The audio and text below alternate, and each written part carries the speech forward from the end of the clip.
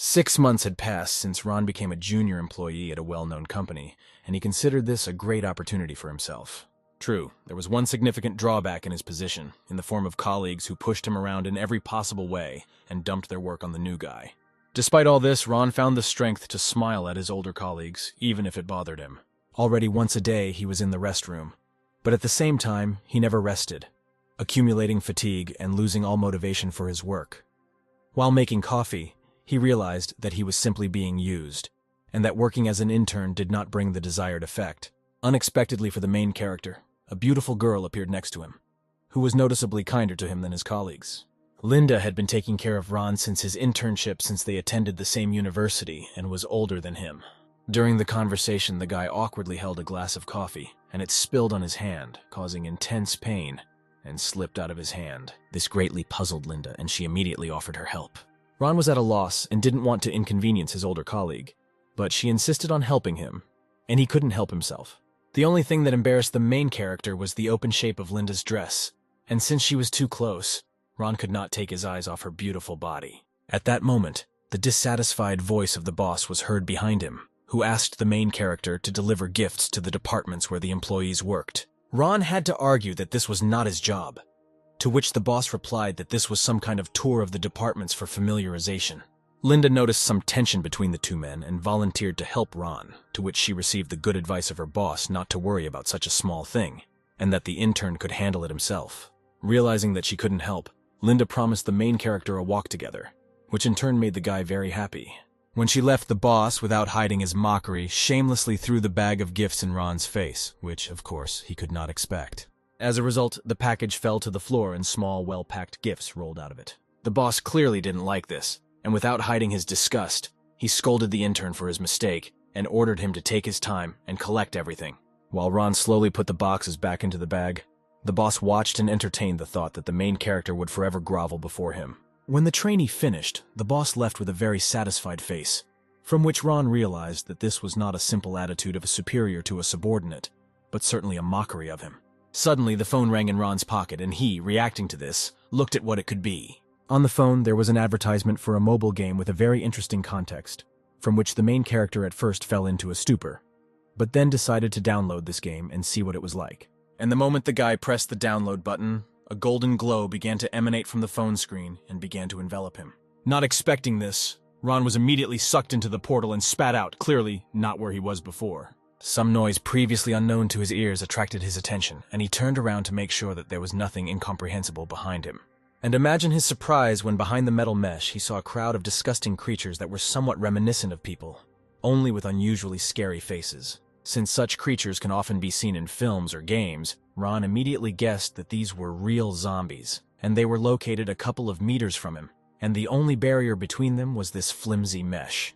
At some point, the main character saw a board in front of him with information that he could move between his world and the world of the apocalypse. This information board prevented him from noticing that a gap had opened in the only barrier between him and the zombie. Instantly realizing that it was time to leave, Ron grabbed the box with the gift and rushed in the opposite direction of it all. In desperation, he ran without looking back with all his might and tried to call someone for help. There was a shout behind him, calling him to duck, and the guy turned around to see a girl with a couple of grenades, which she threw into the crowd of the dead. A second later, she landed between the zombie and the guy, and there was a big explosion in the background of which Ron's savior was located. After thanking her, she said that she was a hunter and this was just her job, and the main character helped in resolving some problems. Since Ron didn't have any money, he decided to offer her a tasty treat from the gift as payment for saving her. To the surprise of the main character, the girl did not know what it was, but she accepted this strange edible object and even decided to try it. She simply lost her senses from the taste of this delicacy, and it seemed that in her life she had never eaten anything tastier than this. After a short meal, she gave the guy payment for this delicacy, saying that such a thing cannot be eaten for free, and this payment turned out to be gold. On this note, she began to leave and said that her name was Lena, and with luck, they would be able to see each other again. After a short journey, Ron came across a settlement, which was a trading settlement, and against the backdrop of multi-story buildings it looked, to put it mildly, in contrast. The main character immediately began selling his delicacies, because he realized that he could make money from this.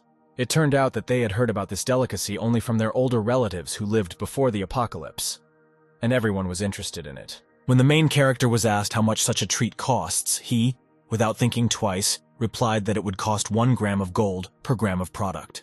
This price greatly outraged the local inhabitants, and Ron heard that no one could afford to buy such a thing for that kind of money. To these objections, the guy calmly explained this cost by saying that no one knows how long he will live, but it's always worth trying something new and tasty. One of those present caught this meaning and, confirming the words of the main character, bought 50 grams of the delicacy for tasting. Behind the stranger, dissatisfied exclamations were immediately heard that the mercenaries were too rich and could afford more than others. The mercenary, accustomed to eating anything to survive, had already forgotten what delicious food was and was in seventh heaven from the combination of taste in his mouth. After tasting, he immediately asked to sell him 2 more halves of the delicacy, but with different tastes, offering 100 grams of gold for them. Meanwhile, the rest of those present realized that they were missing out on something unusually tasty and began to demand that they sell them at least 10 grams of the delicacy. Everyone liked the taste of this unusual something, and they enjoyed shares of this delicious moment with undisguised pleasure. Night fell imperceptibly, and Ron really enjoyed looking at the bag of gold that he was able to earn in just 1 day. This prospect not only lifted the mood, but also increased motivation for further sales, since the main character could receive his monthly salary in just a couple of months of such sales. And at the most joyful moment in his life, he felt something cold and sharp that rested on his side, and a call not to twitch. It was a typical robbery from which he learned that a certain influential person was very interested in him.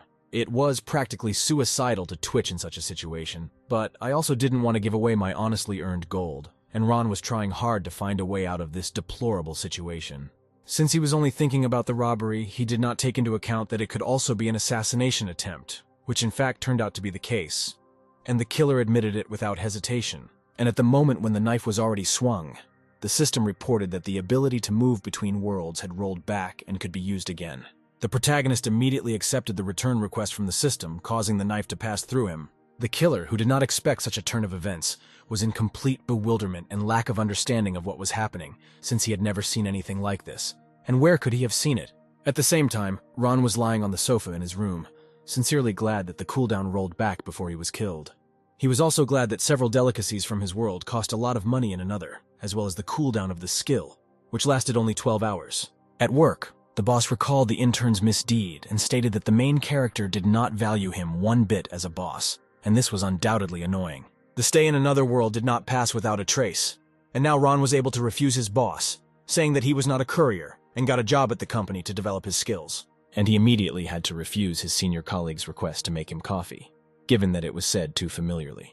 In turn, the senior colleague did not appreciate this action and painfully pricked the boss with the words that he could not subordinate. The chief reacted calmly to this taunt, explaining the youth's behavior as ignorant, and turning towards Ron, he said that not everything had been decided yet. Linda met the main character, and she was clearly surprised by his equanimity and determination. But he said that this was her merit, because she taught him this all the time. But he did not say that his confidence was because of the money that he now had. Looking at his watch, he noticed that the time before the skill cooldown had almost come, and soon he would again experience the delights of another world. Since he did not leave the coordinates, the transfer occurred randomly, and Ron ended up in a flat area full of green grass. He had a heavy backpack behind him, into which he had prudently put canned food, but he absolutely did not understand where to go and where he was now. When suddenly someone put a hand on his shoulder without noticing anyone before, the main character decided to ask where to go and turned around. How many obscenities burst out of him when he saw that it was a crowd of zombies, and without wasting a second, he rushed off for another long run. But the backpack turned out to be too heavy and greatly slowed Ron down on the path to a bright future, and he urgently needed to do something. Nothing better came to mind than opening canned food and throwing it at the zombies' feet as an offering in case they stopped chasing him. And this trick worked. The zombies stopped for a while and began to try canned food, which made it possible to run a little further from them. In this adventure, the main character cost not a small amount of canned food, but to be precise, half of his supplies, which was a serious loss for the business. The zombies were approaching again, inexorably closing the distance, and with a displeased growl, they did not like the offering. Ron quickly realized that canned food wouldn't satisfy them. They needed live human flesh, which meant there wasn't much choice, and he decided to fight. Since a quick decision was required, the main character climbed into the system's scoreboard and began looking to exchange his volute for something useful, and it turned out to be combat skills that cost over 100 points. One of the zombies had already jumped on him, emitting a terrible guttural growl, but it was too late. Ron, with a lightning-quick reaction, kicked the zombie in the stomach with a roundhouse, leaving no chance for the body to remain on its feet. Now that he had basic melee combat skill, he was not the least bit afraid of these creatures, but rather wanted to take out his anger on them for spoiling the goods. He began to cut apart the zombies with his bare hands, one after another, sparing no effort, while confidently controlling his body and coordination. Considering how weak he was before gaining this skill, Ron was pleasantly surprised because now he could take down 3 zombies with his bare hands. Suddenly behind him, he heard the sound of an engine and praise for the show he had provided. The owners of the car introduced themselves as hunters and explained that they wanted to help when they saw the main character and a bunch of zombies, but were pleasantly surprised by what happened. This calm dialogue was interrupted by noise from the side, and this noise turned out to be a crowd of zombies that was rapidly flying straight towards the people. The hunters reacted instantly, and hitting the clutch, shouted to Ron to get into the car, which he was undoubtedly happy about. It was better than running away on his own 2 feet. Considering the slowness of zombies in science fiction films, the real ones could give them a head start and compete with track and field athletes in running speed. The main character was immediately provided with a firearm, and it was obviously automatic, reminding that ammunition is very expensive, and it is advisable not to miss. The partner himself shot quite accurately, and managed to hit the heads of dead bodies on the move, without much difficulty, which is what he expected from Ron. And it was a no-brainer that marksmanship during the apocalypse was a very important and integral skill. For a moment, the main character remembered that he was from a peaceful era and could not use weapons and did not know how. Fortunately, the system also had such a skill. It was called basic weapon mastery, and in this situation it came in handy like no other. Having acquired such a useful skill, shooting did not seem unnatural or new, but rather familiar, and Ron immediately took advantage of it. However, among the zombies there was some unusual specimen. It was noticeably different from the others, and it seemed that the bullets did not take it. Despite his high survivability, he was unusually fast and quickly approached the car. After all, second-level zombies are more dangerous than ordinary ones. While the passengers were deciding what to do with this zombie, he caught up with the car and grabbed the hunter by the neck. After that, he jumped away from the car with the hunter in his hand and slammed him into the ground at full speed. This was accompanied by painful screams. After landing, the monster began to strangle its victim with outright bloodthirstiness, which was clearly visible on its face. Ron, who was watching everything from the sidelines, could not stand it and rushed to the hunter's aid, clearly realizing that a fight could not be avoided. At full speed, he slammed his knee into the zombie, causing him to let go of his hands and lose his balance. Due to inertia, his body was pulled to the side and he fell. Without wasting any time, the main character stuck the barrel of the machine gun directly into his mouth and pulled the trigger. The hunters once again praised the boy for his strength and for the fact that he was able to kill level 2 zombies with such ease. After the dialogue, the hunter who came to his senses began to delve into the head of the killed mutant. The purpose of this act was still unclear. At the end of this action, he took out a blue crystal and showed it to the main character, who had more questions than answers, and he was told about the importance of these crystals and what they could be. Despite the fact that it was far from a cheap crystal, the hunter handed it to Ron as payment for his saved life. My favorite YouTube, your subscription to the channel is much more expensive to me than all the crystals in the world. This is very important to me. Don't forget to leave a comment and have a nice day, and remember, you are the best. The guy couldn't believe that he was so easily given such a valuable thing and completely free of charge.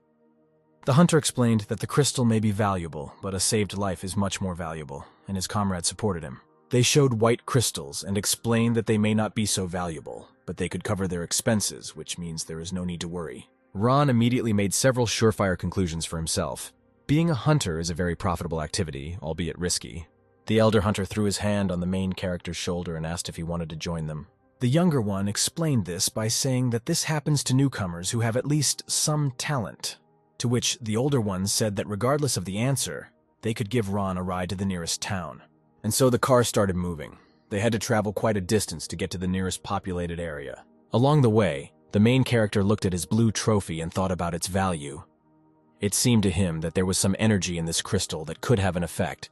As a sign of response to his thoughts, the system offered to exchange this crystal for points, which was a new surprise for Ron. He agreed to the exchange without hesitation, and at that moment the crystal began to split into many small fragments and disappear into the depths of the screen. A sincere smile appeared on the protagonist's face when he saw the result of the exchange. The crystal was worth 100 grams of gold, which was a very good indicator.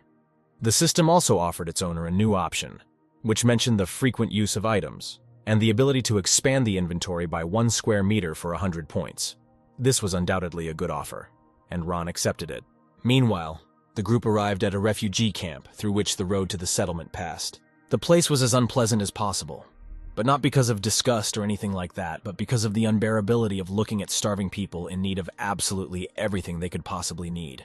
The main character saw a picture of a little girl standing in front of the car and begging for some food. It was clear from her that she was very emaciated and clearly in need of food, while all this was a child. It would seem that no one could refuse these innocent children's eyes, but a shot was fired and blood gushed from the little body. She did not even understand what happened. The driver of that red car shot her. With ardent hatred, he yelled at the girl's lifeless body, "Don't you dare touch her! Get out of the way," and similar nonsense. Something inside Ron clicked with such force that his anger had nowhere to go. Literally, in a second, he hated this man with all his heart. However, his comrade stopped him from doing something irreparable, explaining that they live in such a world, where life has no value, and power rules everything. This girl was not killed in vain. She became a reminder to the main character that this world is radically different from his native one. And if he is weak, he will be killed. At the entrance to the settlement, there was a guard who checked vehicles and passes to enter the settlement. He recognized the older hunter named Autumn, and a smile shone on his face. He asked with interest about today's outing. Since the guard was indebted to Autumn, he asked him to make a pass for Ron, since he did not have one. The settlement was surprisingly large, had a huge fence with guard towers around the perimeter, as well as a large number of various buildings. Here the paths of the hunters and the main character diverged, since their base was in a different place, and Ron thanked them for their help with the pass. The hunters drove on, and the guy waved after them. Now the time had come to sell what he had come all this way for. Of course, it was canned goods, and he hoped to get a decent amount for them. On one side, a guy was selling a new SUV, loudly announcing a 70% discount, which was truly generous for such a car. On the other hand, the vaguely-looking guy was pleased with the alcohol, which was produced before the apocalypse for crazy money. And while Ron was thinking about the serenity of this place, his view was blocked by a suspicious and very playful man. This man mistook the main character for a rich man and decided to sell him one of his machines, clearly hinting that the purchase would be worth it. However, it did not immediately dawn on the guy that this was a merchant, and he indignantly asked whether it was normal to rob in broad daylight, and even with a weapon. But having realized that he was not in danger, he still sincerely did not understand what the weapon had to do with him. It turned out that the merchant had a trained eye, and he immediately noticed the guy as he got out of the hunter's car, which led the merchant to the idea that perhaps the main character would need a weapon. Ron was surprised that the dealer was selling exactly weapons and nothing else, which caused a misunderstanding of how legal it was. But the seller reassured him, convincing him of its complete legality. Having sorted out the legality, the seller went on the offensive and gave a 20% discount on this machine, only 5 blue crystals, to which he was refused. Then the seller asked if the main character could have gold since there were no blue crystals, to which he received the same answer. Not giving up, the seller offered an absolute bargain for 200 potatoes, and even that was unsuccessful. After so many unsuccessful offers, his face changed, and instead of friendliness, hostility, and disgust towards the poor buyer appeared. Only he didn't take into account that Ron had an ace up his sleeve, which he hid in his inventory, just for this case. And at that moment, the main character could no longer be stopped. He was looking forward to seeing the face of this merchant when he opened the can. The smell alone began to drive the merchant crazy, since it definitely smelled very tasty. There was no problem agreeing with the main character to exchange weapons for just 1 can of this strange food. But as it turned out, the weapon was without ammunition, and this seemed strange to Ron. But the merchant explained that the trade in ammunition is illegal and they can only be bought at a special warehouse. After walking for some time, the guy was still able to find this warehouse and discovered that it was in demand among hunters and mercenaries, whose lives were closely connected with weapons. Since he knew little about the caliber of his weapon, he simply asked about the availability of ammunition for his rifle. And yes, there was ammo available. However, this surprised the guy at least by the fact that the price of 10 rounds was equal to 1 gram of gold, which was not a cheap pleasure. The seller, a happy, pretty girl, explained this price by saying that a bullet can often save the owner's life, even if there is only 1 bullet. Seeing the surprise on the guy's face at the price, she was skeptical about his solvency, but he unexpectedly took out a whole bar of gold.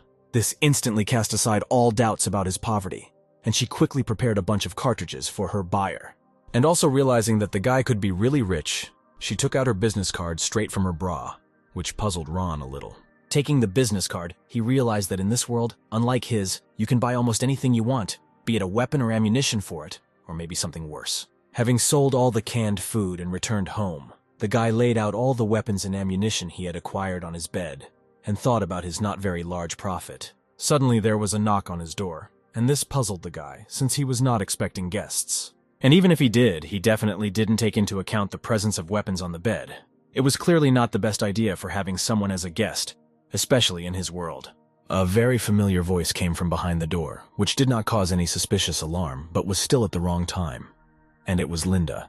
Since his older colleague, although adored, still did not have a bunch of firearms on the bed, he began frantically trying to figure out where to hide it. And I couldn't think of anything better than hiding everything under my bed. Even if it was as stupid as possible, nothing better came to mind. Linda was indeed on the threshold. As always, she was very beautiful, but Ron clearly did not understand why she came to visit him. She, as usual, was in high spirits and asked why he was fiddling around behind the door for so long, to which a completely logical explanation was given, related to quick cleaning.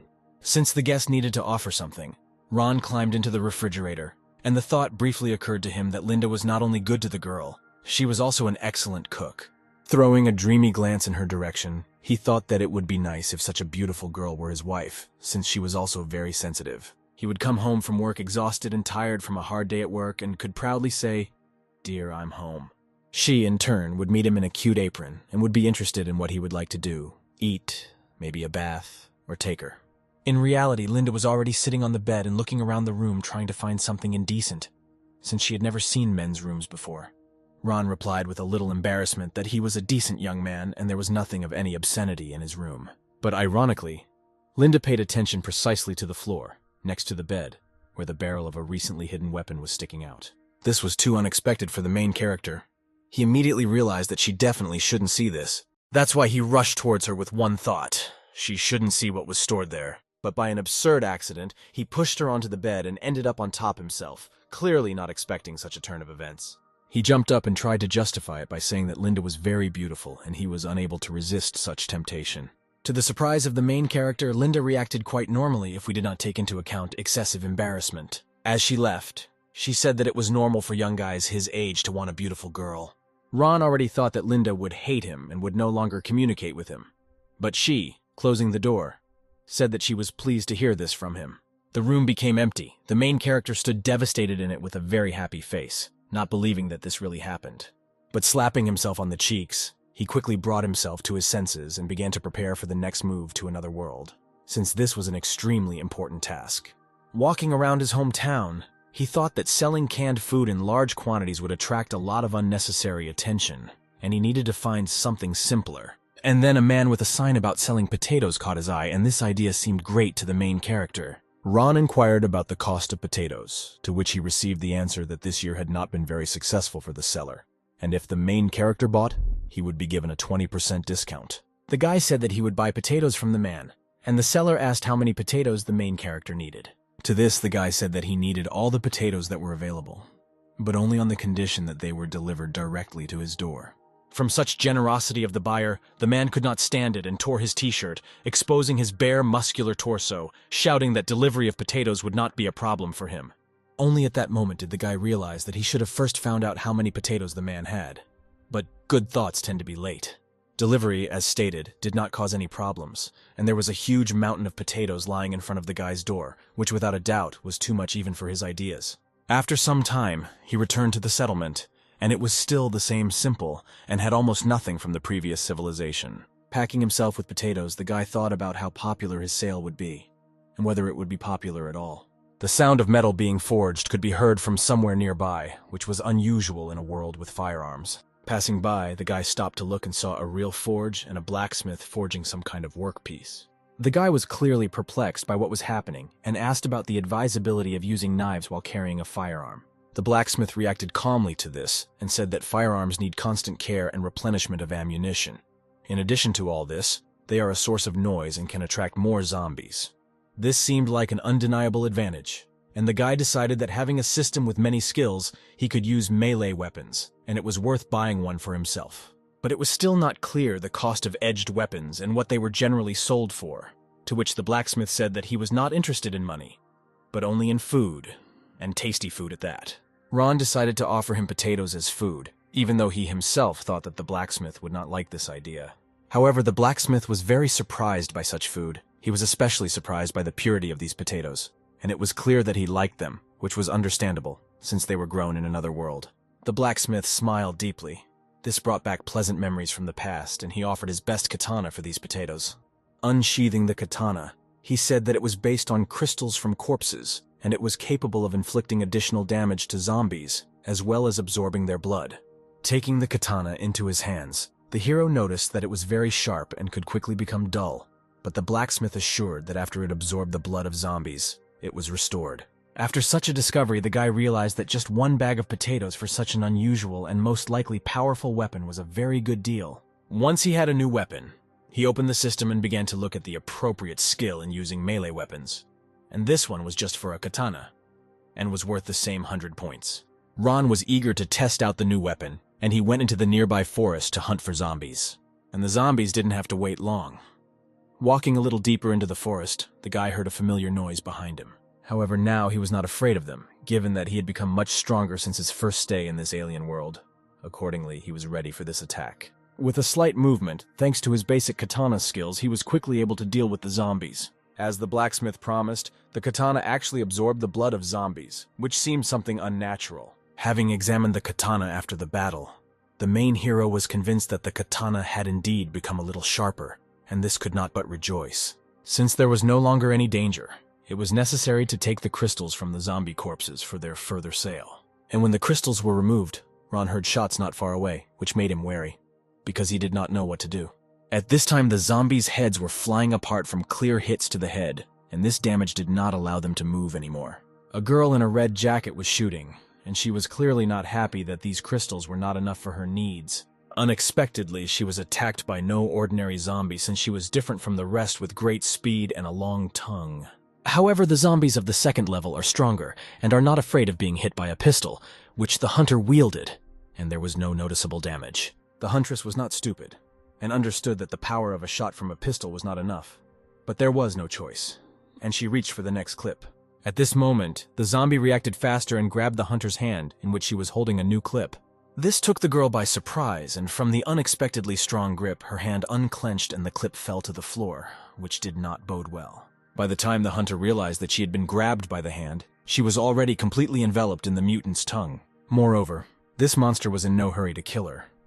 He decided to play with her a little, and began to slowly move the tip of his tongue along her neck, which looked very disgusting. Realizing that she would not be able to free herself and that something irreparable would happen, the girl screamed at the top of her voice for help. At that moment, Ron appeared from behind the tree trunks and warned her of the danger, taking his katana at the ready. In one simple movement, he was able to cut off the monster's tongue, thereby freeing the girl from its strong grip. The next moment, the main character decided to end this battle and rushed into the attack, taking a fighting position. But he did not take into account the fact that the more unusual the zombie, the more unusual abilities he had, and one of them was regeneration, and quite fast. Since the guy did not expect this from the attack, he quickly went on the defensive, covering himself with a katana, but his tongue wrapped around it like a whip. Considering the strength of this difficult zombie, he was unable to hold the katana in his hands, and the enemy threw it aside without much difficulty. Fun fact, these zombies also had some semblance of intelligence, and realizing that the victim was defenseless, the zombies began to laugh loudly, anticipating their victory. Suddenly his body began to be torn apart by a hail of shells fired in his direction, and before his death he could not even understand what had happened. This was the same rifle that the main character had recently acquired, and he had not yet had the opportunity to try it out. The power of this rifle was enough to kill level 2 zombies with just a few shots, which was very beneficial for the main character. Taking the crystal out of the zombie, Ron remembered the girl he had saved and began looking for her nearby. It didn't take long to look for her, but her condition was not very good. Considering the force with which she was squeezed by that nasty tongue, she lost consciousness and was covered in vile mucus. The main character was struck by the idea that this mucus could be caustic, and it urgently needed to be washed off from the body of the young hunter. After wandering through the forest for some time, the guy found the river he was looking for and performed the necessary procedures. After some time, the girl began to come to her senses, which was undoubtedly a plus, but it was unclear how she would behave. After waking up, there was a swarm of conflicting thoughts and questions in her head. She remembered that she had lost consciousness and did not understand why she was still alive. At a certain moment, she realized that she was sleeping completely naked, and this made her bewildered and misunderstand what was happening. Noticing this, the main character was glad to see the rescued huntress in good health and decided to introduce himself to her. However, as expected, The girl was not at all happy about this, but rather made her blush, given that she was completely naked next to an unfamiliar guy. Therefore, she threw a stone at him. Ron, realizing how it looked on her part, smiled awkwardly and caught the stone, explaining that he saved her and simply washed her away from the poison of that zombie. At this moment, the girl was not very worried about her salvation. She was more stressed by the thought that this guy had seen her naked body. The main character explained that he only washed the upper part, and even this information did not remove the embarrassment from the young hunter's face, since he still saw and touched. Ron offered a few potatoes as an apology, which he boiled while she slept, and this clearly angered her that her body was valued at only 2 potatoes. Having calmed down, the huntress decided to try this gift after all, and was very surprised that potatoes could be so tasty. Seeing that she liked the taste of potatoes, the main character offered her ground salt, and this surprised the hunter even more than before. For the guy, her reaction was not entirely clear, and he asked what was the reason for such surprise, to which the girl replied that salt was very popular in the market. She also explained that salt was quite scarce and could only be obtained at the market, which made it no less valuable. Ron was very interested in this, because in areas remote from seawater, getting salt was very problematic, which means this was another idea for a business. While he was lost in his thoughts, the huntress pulled him out of his thoughts by asking if he could sell her the remaining salt. At that moment, the main character came up with an interesting idea, and he offered to give away the remaining salt for free.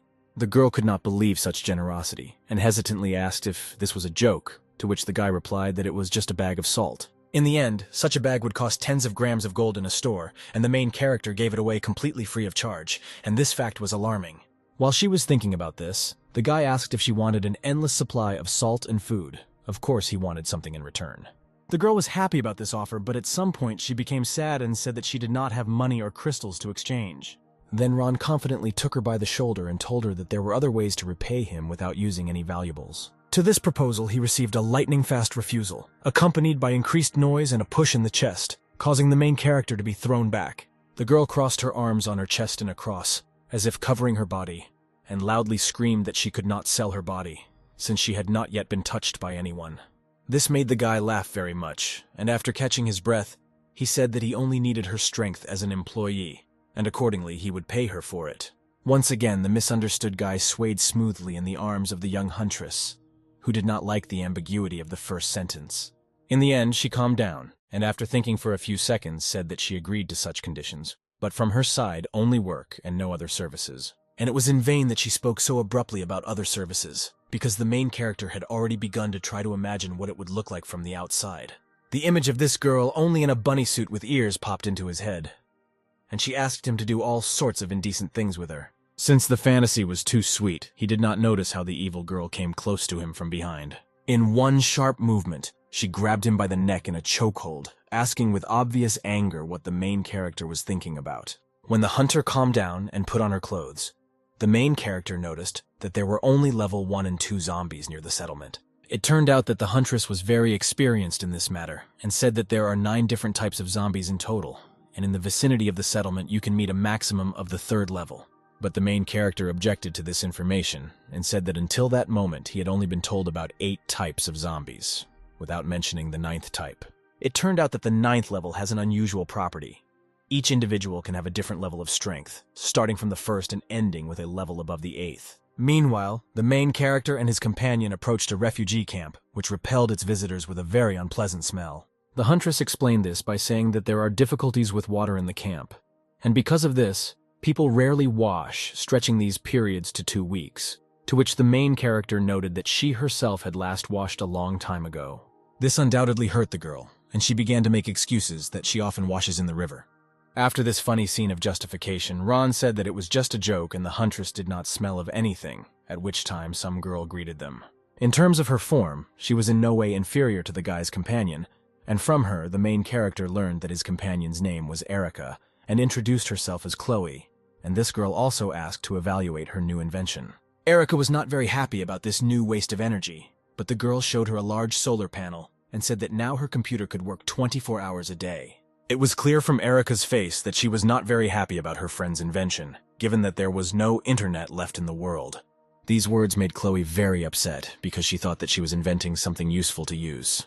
However, she quickly accepted her friend's point of view and agreed that her program did not compare to the value of food. The guy was interested in information about some program, and he offered to buy it for potatoes, if, of course, Chloe agreed to this. This proposal was not thoughtless, since Ron noticed that despite the apocalypse, the technology of this world was more advanced and it was possible to make money on it.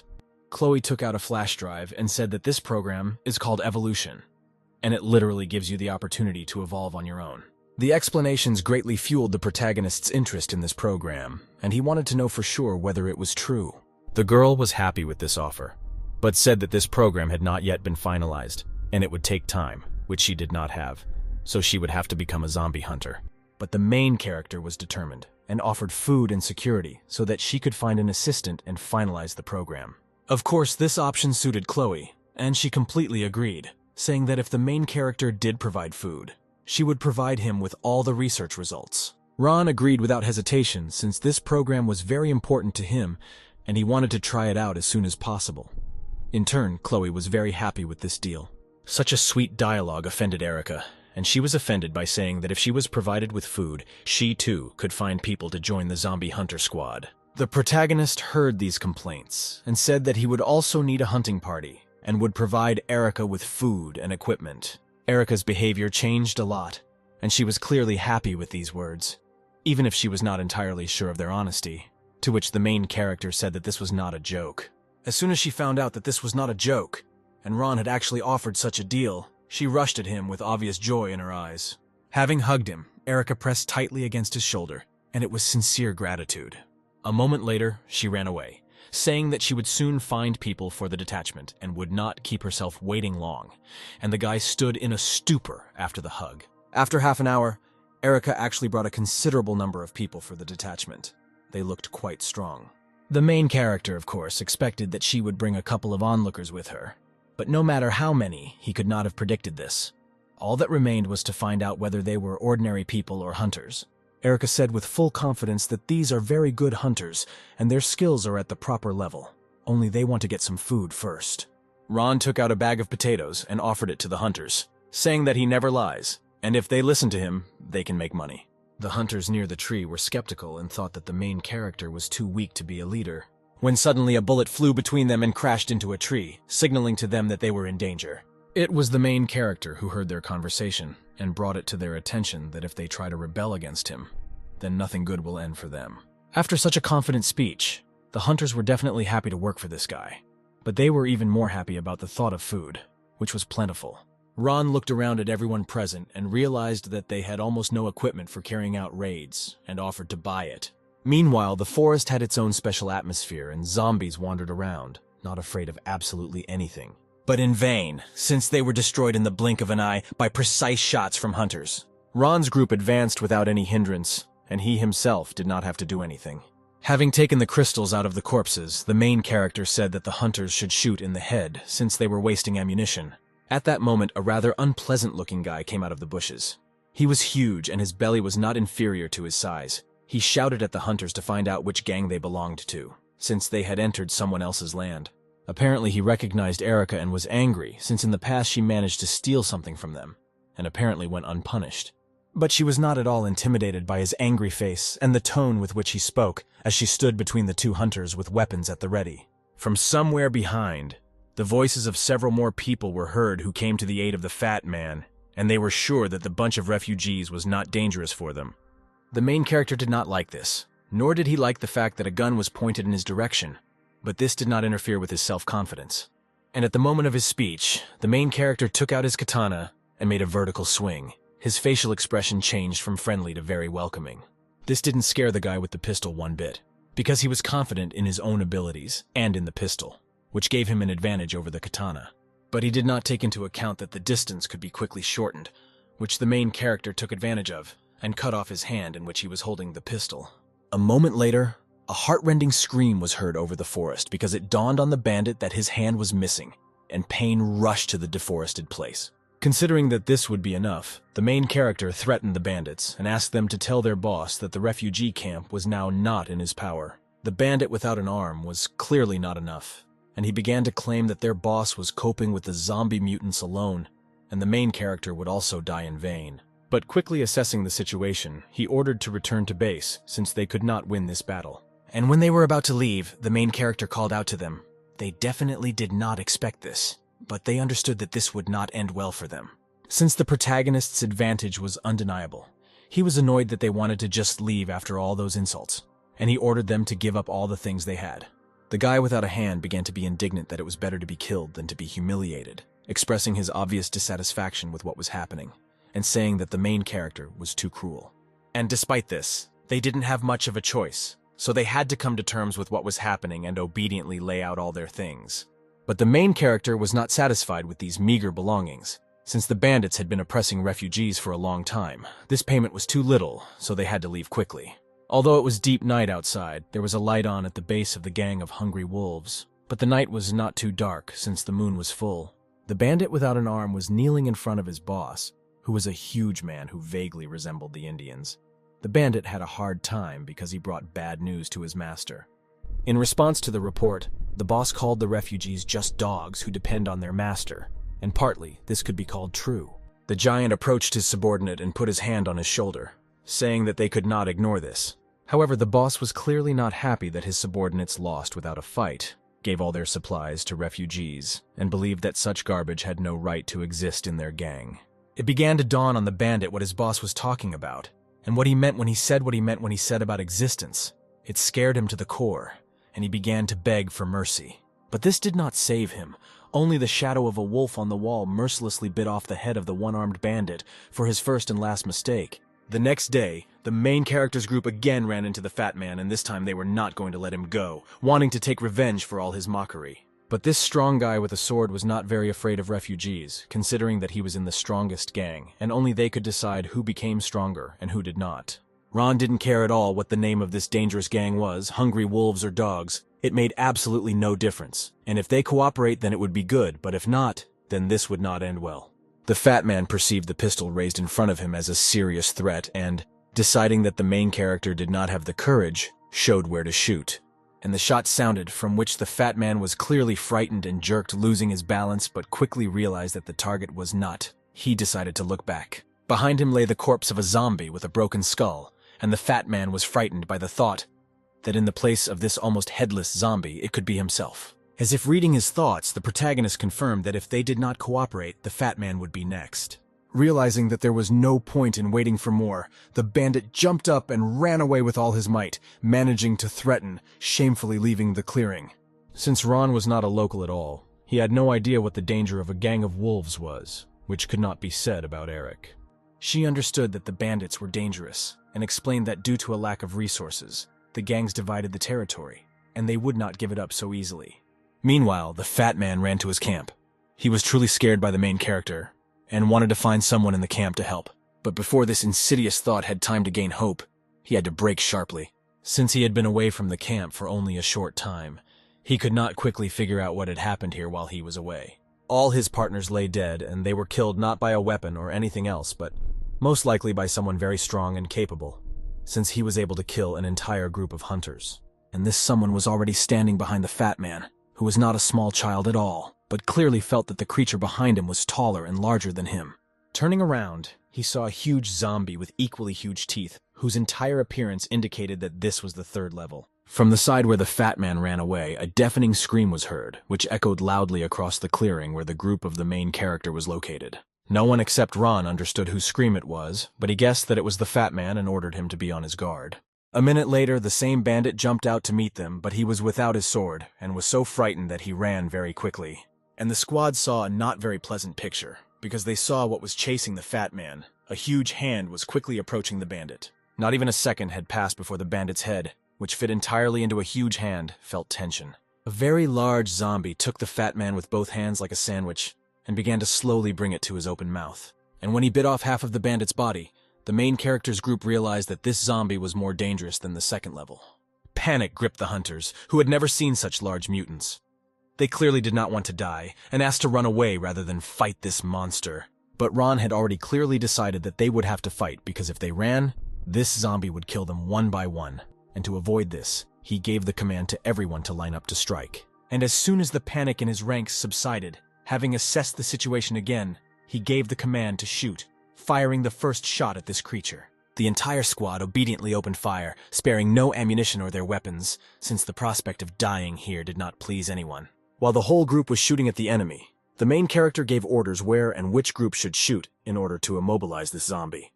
And this tactic bore fruit, as the monster stopped and tried in every possible way to shield himself from this hail of bullets with his hands. All the hunters began to feel that the weapon that their boss bought for them was very powerful and capable of stopping level 3 zombies. But at some point the zombie stopped defending himself, opened up and began to scream furiously, emitting a red glow. Erica was the first to stop firing because she was more experienced than other hunters. She realized that it was not just like that, and now the zombie of the 3rd level had mutated, and this did not bode well. The morning sun began to make its way into the tent where the main character was sleeping after a night of drinking. This made Ron sit up abruptly and realize that they had drunk a lot yesterday and had a very bad headache. And everything would be fine. But when he looked down, he saw someone's gentle hand that was on his groin. Turning his gaze, he saw Erica, who was sleeping peacefully next to him, and for some reason was naked, which was rather disconcerting. Ironically, she woke up at the same moment and, rubbing her sleepy eyes, did not immediately notice Ron sitting next to her. While she was recovering from a stormy evening, the main character decided to raise his voice, which Erica clearly did not expect. She was frightened at least by the fact that she was not sleeping alone, and turning around she saw the main character. The whole dream vanished, and she began to mercilessly bother Ron, trying to find out what he had done to her last night. But he, like her, did not remember anything. In the midst of the swearing, Chloe came into the tent to report that the program that the main character asked her for was already ready. By a strange coincidence, at this moment in time, everything looked as it did, and Chloe wondered if she had entered at the right time. 2 young people jumped up, and like little children caught by their mother, began to make excuses that nothing had happened between them. Chloe knew this for sure, since she herself dragged their drunken bodies into this ward, since there were no other places. The only thing that was not clear to these 2 was that they slept without clothes, to which Chloe said that they both vomited, and she had to undress them. Even though it was done with good intentions, Erica didn't like the fact that she slept in only her panties. The programmer handed the flash drive to the main character. On this flash drive there was a program that could attack someone else's computer, and even an idiot could use it. Ron didn't like being taken for a stupid person, but given the last few days it was well deserved, just like last night's drinking session. But he was clearly confident in his abilities, since he had experience in handling programs and no difficulties should arise. In the company where the main character worked, everything was as usual. Small departments with employees who were doing their job. Ron was also one of these employees, but as usual his boss came to him and dumped his job on him. When he left, this bastard was jubilant, because he had given an impossible task for the intern, and he was sure to make a mistake somewhere, and most likely he would not have time at all. Suddenly, something very weighty and soft landed on the main character's head, for which there was only one explanation. It was someone's chest. It was Linda, who, having heard about an impossible task from her boss, decided to offer her help to solve the current situation. However, Ron was determined to do everything on his own, and Linda didn't need to know what he would do. She didn't object and asked to call him if he needed anything. Now that he was alone, he took out the flash drive that Chloe had given him and decided to see how it worked. As soon as he inserted it into the computer, the program on the flash drive launched itself and was surprisingly simple but effective. The main character seemed to find himself in a space with many ticking lines that very quickly processed all the information in the office. One of the abilities of this program was the ability to watch someone through someone else's computer, and the main character immediately took advantage of this. Looking at his colleague through the monitor, he was able to guess that he was again watching some kind of vulgarity instead of doing his work. He also discovered that his boss was communicating with an employee of a competing company, and this alerted him, and also gave him the opportunity to take revenge for months of humiliation. As soon as the plan was ready, Ron, with particular cunning, hacked into his boss's computer and found irrefutable dirt on him. A few hours later, the boss announced that the intern was working overtime for the day, which meant several urgent tasks. The interns clearly did not like this course of events, since they were not paid for overtime work, but were performed as full-time work. The main character was tired of enduring this, and he asked the boss not to dump his work on others, but to do it himself, to which he received the expected answer about the lack of evidence. But the intern was ready for such a turn and threw a bunch of sheets of paper with incriminating evidence at the top, giving others the opportunity to look at it too. And the trainees, having seen the information on paper, were not very happy that they had to make game models from a competing company. In response to these objections, the boss began to yell that they were just interns and were useless to the company, but at least they were doing something. But to his surprise, he heard the voice of the company director, who wanted an explanation for what was happening and was clearly dissatisfied with the behavior of his deputy. In turn, the deputy tried to justify himself and assured that he had not done anything like that, and this was all empty talk. However, it was clear from the director's face that he was not going to listen to these pathetic words, since the guilt of his deputy was obvious. The head of the company understood that a conflict with junior employees was inevitable and tried to smooth it over, promising that in the future there would be no such attitude towards them. But Ron was determined and said that he had already written a letter of resignation and no longer intended to remain in this company. Unexpectedly for everyone, the other interns also expressed a desire to quit because they were also tired of such a disregarded attitude. In an instant, the department, which had about 6 young employees, was empty, and all this due to the negligent attitude of their boss. Naturally, the head could not be happy about this, given that the day before they had taken a large order, and now it would take much more time to complete it. Taking all this into account, he asked his deputy to write a letter of resignation. At this time, the main character felt definitely awkward because of him, many people voluntarily left the company, and he felt guilty for this. But his colleagues did not agree with him, since their desire was voluntary, and they had already endured all this for a long time. However, they were depressed as they now had to look for new jobs and some had families to feed. The main character had a plan for this, and he invited his colleagues to work for him in the future, since he plans to open his own business and will need help. The young people were very happy with this news, since there was no need to look for work, and their new boss was well known to them as a person. The next day, Ron went to another world again as he had a lot of plans. He thought that reselling goods from one world to another was a long and not as profitable occupation as he wanted, and now that he had some capital, he needed to create his own company. He was pulled out of his thoughts by the unexpected cry of the hunters who were shouting to him about some problem. They quickly approached the camp on motorcycles and shouted as they went that Erica was in some kind of trouble and she urgently needed help. Since the main character did not understand what was being said, he asked the hunter to calm down and tell him everything again, only more clearly. The hunter said that during the purchase they were attacked by people from a gang of wolves, and Erica lured them into the jungle to save the others. Ron, without wasting any time, got on his motorcycle and said that he would save her personally, and let the hunters gather people to help. He drove out squeezing everything he could out of his vehicle, as he had not expected a band of wolves to attack the camp in his absence. At this time, the car was trying to break away from the chase at high speed, because the prospect of stopping was not at all bright. The car was being chased by several motorcyclists who were serious and were sure that it would not be possible to hide from them on their own territory. Erica was driving the car and she was desperately trying to escape pursuit, but she understood that it was unlikely to be possible to do this in such a bulky car. And her thoughts were quite material, since there were several motorcycles on the road ahead, which made it impossible to drive further. When she stopped, the leader of this group asked where she was in such a hurry, and said that she would not be able to go further. The guy with the gun ordered the others to get the girl out of the car and bring her to him. But at that moment, something loudly crashed behind them, which pretty much frightened them and forced them to duck down. The bandits clearly did not understand what it was, and most importantly, why the engine of one of the motorcycles exploded. Suddenly, a teddy bear with a wick appeared on the head of one of them. But the bandit did not see it and thought that it was a simple toy, not understanding where it came from. The more experienced hunter quickly realized that this was not an ordinary soft toy, and the burning fuse on it was clearly not for beauty. And just as he was about to say this, the toy exploded, right in the face of another bandit, which definitely defied explanation. An attractive girl appeared from behind the trees, introducing herself as Nika, and she clearly didn't like the fact that such a bunch of men were offending a weak girl. Since she was clearly unhappy with this, she threw an unusual ball at the bandits, after taking out the pin. As soon as the grenade hit the target, another explosion occurred, which was clearly more powerful than the previous ones, and because of which parts of bodies and vehicles scattered throughout the area. Nika was very pleased with such turns, since nothing remained of her enemy except a scrap. She was even more convinced that a big explosion was needed for victory. Erica jumped out of the car, immediately recognizing her friend, and was very glad to see her since she appeared very on time. It was noticeable that they had known each other for a long time, and Nika was also glad to see her friend, even if their meeting was a mere coincidence. Erica was glad to see them not only because she had not seen Nika for a long time, but also because of her salvation, since she would not have been able to escape from the bandits on her own. Nika did not feel the least bit like a savior, since Erica had saved her many times before awakening, and this rescue was a common gesture of friendship on her part. While they were joyfully communicating, a large figure stood in the shade of the trees, who was surprised to meet the awakened one.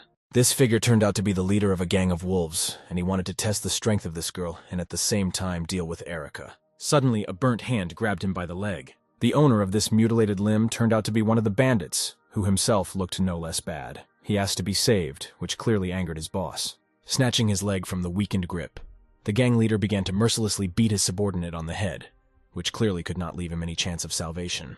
Having finished with this episode, the gang leader invited Nika to join his gang because he considered her promising and promised that she would become strong and famous.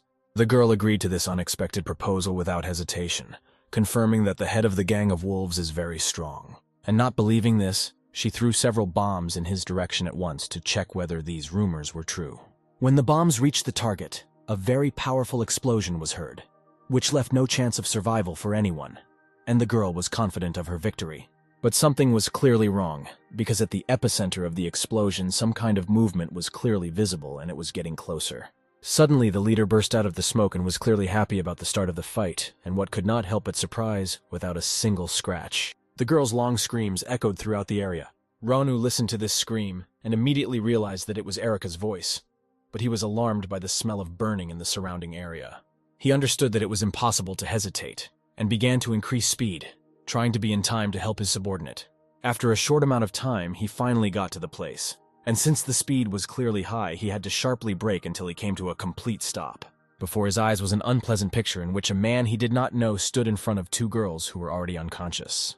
With his foot on his head, the limp Erika, the leader of a gang of wolves, waited for the appearance of the main character and did not immediately notice him. Seeing such disrespect on his part, Ron became very angry, since Erika was no longer the last place in his life. The head noticed this anger and was glad that he was able to bring the guy to such a state, but he was sure that he was weak and would not do anything. Without expecting further provocations, the main character, in a fit of anger, quickly shortened the distance and swung his hand to strike. The bandit leader did not expect such a turn since Ron did not look unusually strong from the outside, but his speed said otherwise.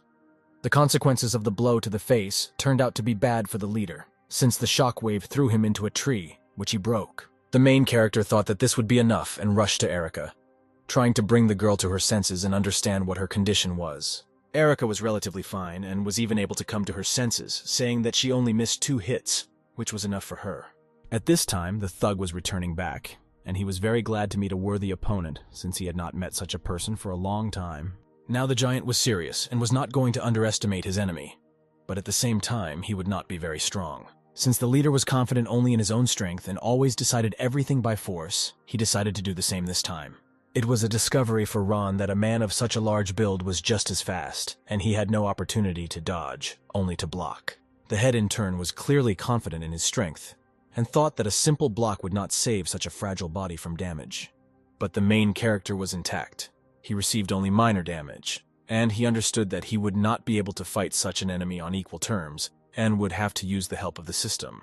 In order to cope with such an enemy, he will have to improve his combat skills, which in turn will improve his strength and agility. There was nothing else on the screen other than these abilities, which upset the main character, because this was all he had to build a business. After spending a lot of points on leveling up his skills, Ron felt an unusual surge of strength that he had never felt before. While he was doing this, the leader wasted no time and was already preparing to strike another crushing blow, and he was sure that this blow would be the last. Gathering all his strength, he struck straight at the target, but his fist stopped short of achieving its intended purpose. Realizing that his most powerful blow was stopped with only one hand, he was confused and did not understand how this was possible. The protagonist was pleased with his improved skills, as he was now able to fight to his full potential. While holding the enemy's hand, he picked him up with his other hand and threw him powerfully over himself. It was definitely a martial arts technique. Even though it was a throw, but since Ron's physical strength had increased, it was very strong. The leader clearly did not expect to face such force, and had already begun to understand that in pure physical strength he was inferior to the main character. Ron was disappointed that the bandit was so weak and wanted to end the fight by striking his enemy in the face. The bandit, realizing that he had no chance of winning, used his only trump card and began to turn into a wolf. The transformation happened almost instantly, and the main character did not have time to react to it, and he was thrown back. Landing on his back and raising his head, he did not understand what had just happened, and what kind of creature was in the bandit's place. Instead of the leader of the bandits, a huge wolf stood before his eyes, saying that the main character could never compare with the strength of the awakened ones. Absolutely not understanding what was happening, the main character frantically tried to understand what it meant to awaken. The wolf brought some clarity to this issue, saying that only some people achieve strength exceeding human strength. But in order to achieve this, you need to absorb crystals from corpses. Shouting that the main character was weak in comparison with him, the wolf delivered a rather quick blow with his paw. This speed was enough for Ron to react late, and he ended up with several shallow wounds on his body. Now the wolf was completely confident in his advantage, and was going to return everything to the main character with a double blow. The main character turned around and realized that he would not be able to fight at full strength and would hurt the girls, so he needed to take the fight in the other direction. To achieve this goal, he began to tease the wolf, calling him a dog, and this had the desired effect. In a few jumps, the main character disappeared into the treetops, and the wolf was determined to catch up with him. This was what Ron wanted, so that the wolf would chase him and lose sight of him, which provided an opportunity for an attack. Although the wolf had lost his victim, he did not lose hope of finding her, since he had heightened senses for this. At this time, the main character, realizing that he was not visible, decided to try a hidden attack, and taking out a katana, jumped on the wolf. But the wolf's reaction was faster than all his expectations, and he immediately turned towards the threat, even if he did not hear this attack. Grabbing the main character by the neck, he explained that his sense of smell is 10 times better than a human's, which gives him the ability to smell the victim, and now he will finish this fight. But the main character was sure otherwise, since he had already found a way to defeat this wolf. The next moment, the main character held his breath and took in as much air as possible. It was a mystery to the wolf what this guy was going to do. He could not expect an attack since the main character was immobilized, but this did not stop him, and he simply exhaled all the air in the wolf's face. Or rather, he did not exhale completely, but rather burped. This instantly disabled the wolf's nose, as it was too sensitive and the smell was very pungent. The main character knew in advance that all dogs hate the smell of onions, which he took advantage of. With his nose no longer working and his eyes watering, which reduced visibility to almost zero, the ox could only helplessly wave his paws in front of him. For the main character, this was an excellent opportunity to end this fight and deal the final blow. A swing of the katana, and the flow of such a powerful and formidable beast was cut from shoulder to hip, as if it were paper, but not alive. After the victory, the main character noticed some strange glow at the top of the monster, and since he did not know what it was, he decided to check. In the monster's chest was a crystal similar to the ones Ron took out from dead zombies, with the only difference being that this one was multicolored. This definitely surprised the main character, since he had never seen such a crystal in this world, and it was interesting to find out what it could do. When the guy took the crystal from the corpse and absorbed it, the system notified him that it was a crystal that increased the level, which led to him gaining new skills. One of these skills was a skill that allowed one to resurrect, heal, or control zombies, and the main character was glad to have such a useful skill. After receiving the boost, the system again issued an alert, which this time talked about a task in which the player must build a shelter within a certain time frame, or he will die. The punishment for failure to complete a task in the form of death seemed too cruel to the main character, and this frightened him greatly. Since the prospect of dying did not suit the main character, he decided that he needed to start completing the task and come up with some kind of plan. Half a day later, he returned to the camp to talk with Erica and Nika about future plans, since they could help him with this. Nika introduced herself to Ron, and said that she had been a hunter since Erica saved her 3 years ago. From an external perspective, she seemed very young to the main character, so he was very surprised that she became a huntress so early. Erica explained that Nika is an unusual hunter and should not be underestimated, since she was an awakened one, but the main character still hasn't figured out what that meant. Nika explained that after infection, some people do not become zombies, but rather receive superpowers due to a crystal that is activated in their head, which is why they are called awakened. She also explained that her ability is to produce explosives from any object she touches. As she spoke, she was holding a cup in her hands, which suddenly began to glow, and Nika threw it towards the exit from the tent. As soon as the cup left the tent and fell on the floor, an explosion occurred, which was extremely surprising and could not be explained.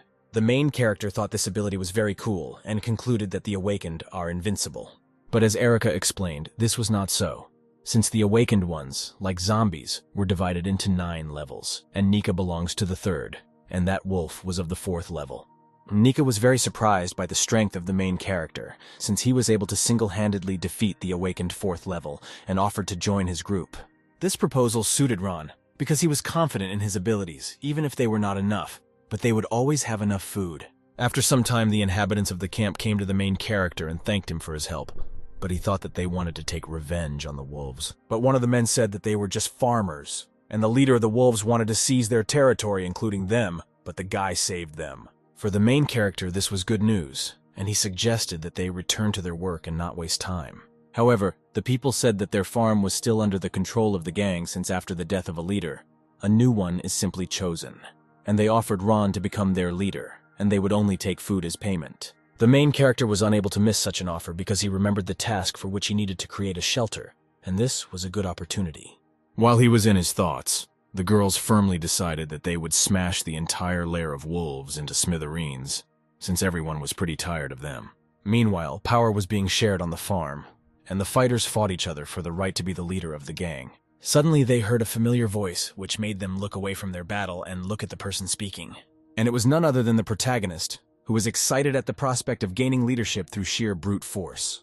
Since he came here just for a fight, he decided not to delay but to act and abruptly rushed up from his place. A moment later, he was already sitting above the two strongest fighters and pressed their heads to the ground, clearly understanding that they were clearly no match for him. The girls decided to keep up with their leader, and they also came here to take revenge, so Nika began throwing grenades towards the crowd. Explosions began to thunder throughout the area, which led those around them to panic, since they immediately recognized this girl. The entire crowd began to scatter. At the same time, on the other side, farmers came who had long wanted to get even with this gang, and they rushed to attack. Half an hour later, the area was littered with defeated gang members, and no one managed to get out. After this massacre was completed, the protagonist told the farmers that the farm would now belong to them, since it was theirs by right. But this prospect did not greatly suit the farmers, since there could be other gangs nearby, which meant that they could be attacked again. So they offered the main character to become the owner of these lands. Ron liked this, even embarrassed him a little, and he promised that now the residents would be able to live in peace and they would have food and weapons for protection. As soon as the leader accepted his authority, the farmers began to cry out joyful exclamations, since they were more satisfied with this leader than the previous one. But making such a responsible decision did not pass without a trace for Ron. The system immediately responded and made adjustments to the program. Now the farm belonged to him, and the system indicated this on the screen, showing its characteristics.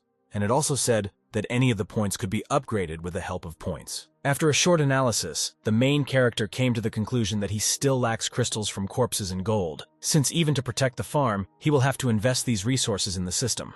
While Ron realized that he was still poor, Chloe came and said that they had found the Wolfgang safe, and realizing that there might be something interesting in it, the main character wanted to look at it. It was not a difficult task for Chloe to open this safe, since she had the necessary skills and simply found the combination. Considering the size of the safe, the main character assumed that there was quite a lot of interesting stuff in it, maybe even valuables. When the doors of the safe opened, there was a huge pile of corpse crystals, and they were different, and not only of the first level.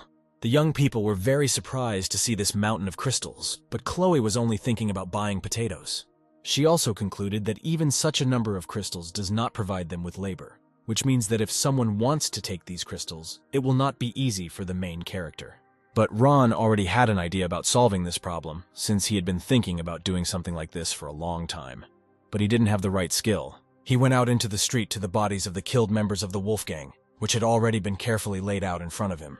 The main character decided to test his new skill and used it on these 3 corpses, and the system issued a notification about this procedure. After studying the system notification, the main character extended his hand to use the skill, and some kind of blue energy came out of it. It very quickly enveloped the bodies of the dead. It was like some kind of liquid that enveloped the dead bodies over their entire area. For the first second, nothing happened, but after that the body began to move its limbs little by little, and then they began to rise completely. Since no one knew about the new abilities of the main character, Nika was frightened by the unexpected resurrection of corpses. But Erica, not the least bit confused, immediately picked up a pistol and prepared to shoot the living dead. The main character noticed this and, grabbing Erica's pistol with his hand, explained to her that these were not zombies, but only his resurrected dolls. But Erica did not quite understand how this was. For the main character, this was an opportunity to test his skill. And he told her that after defeating the wolf, he received such an interesting skill. Of course, since these corpses were just puppets, he could freely control them, and they could become free labor, such as cutting down trees. The zombies actually cut down the tree, and did it normally for a while. But at some point, one zombie cut off the head of the second, as he was standing in front of the impact path. To Erica, it seemed that these corpses would not be very useful, considering how stupid they were. And Ron also understood that managing one was already difficult, but several were even more so. At that moment, the satisfied voice of Chloe was heard, who said that she had already made a similar device that should help them. The main character became interested in this, and found in his hand something similar to augmented reality glasses, or so it seemed. Having realized that they needed to be put on his head, and having done this, the main character was left with the question of how to use this device. Chloe pulled out what looked like SIM cards from her pocket and explained that they were chips, one of which could receive brainwaves and the other send. Since one of the chips was important for brain activity, it had to be inserted into the helmet, and the other naturally had to be inserted into the brain of the controlled subject, in this case a zombie. The most interesting thing was that it was controlled remotely, and it seemed that the owner himself was inside a zombie. Deciding to test his new body, Ron decided to touch Erica's thigh to get more information about this process of transferring consciousness. Having done this, the main character was surprised at how cool this invention was, since he clearly saw and felt everything.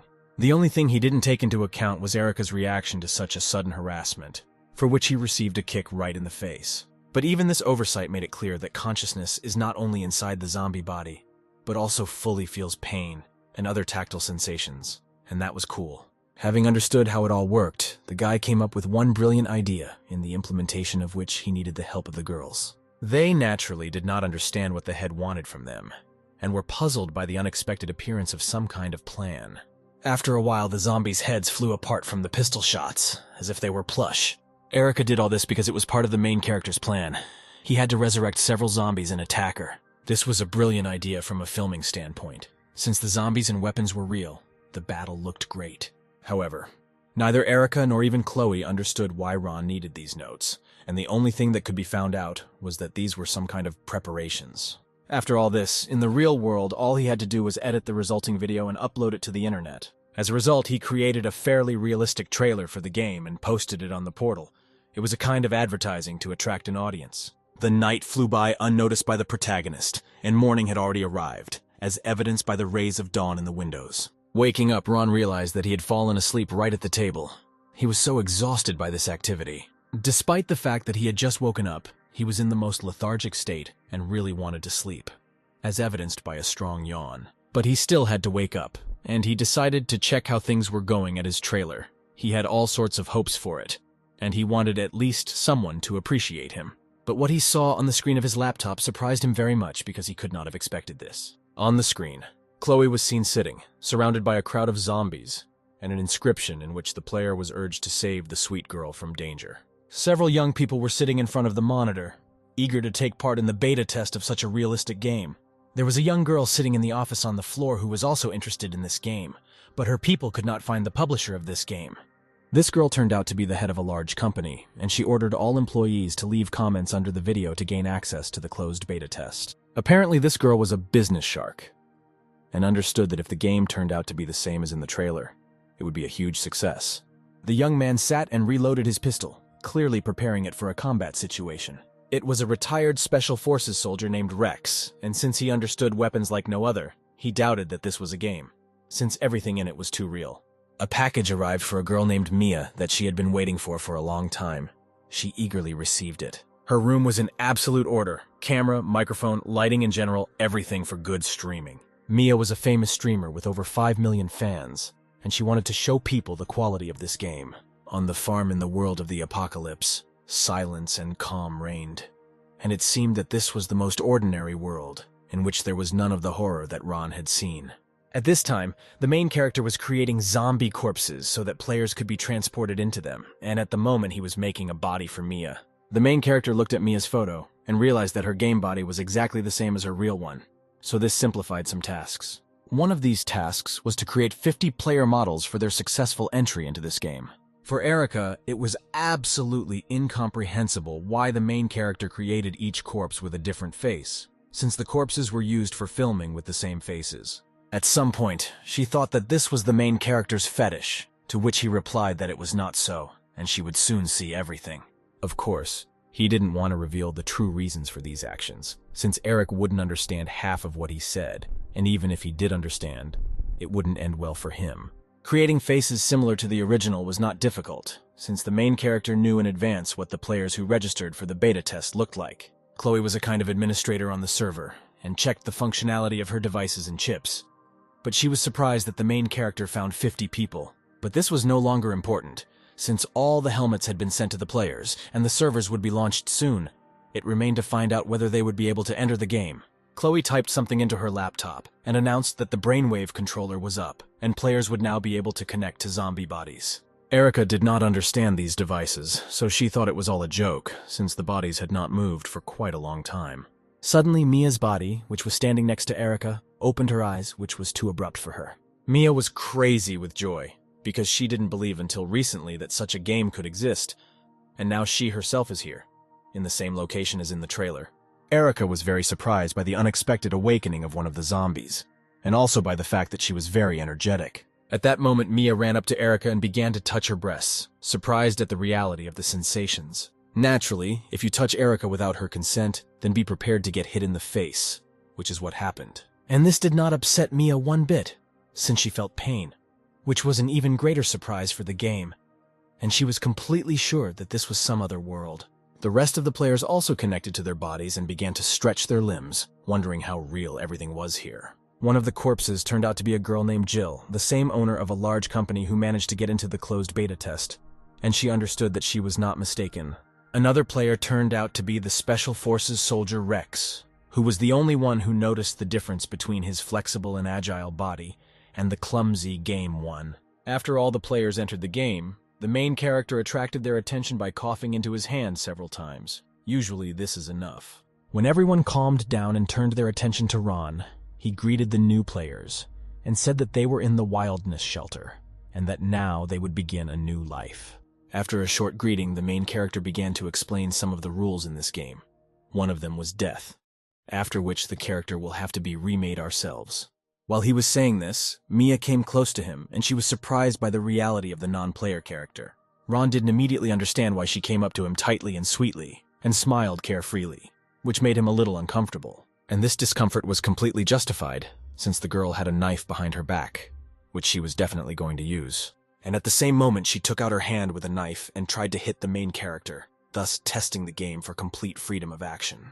And it seemed to her that she would succeed, when suddenly there was a pop, and a small hole appeared right in the middle of her skull, which clearly discouraged her.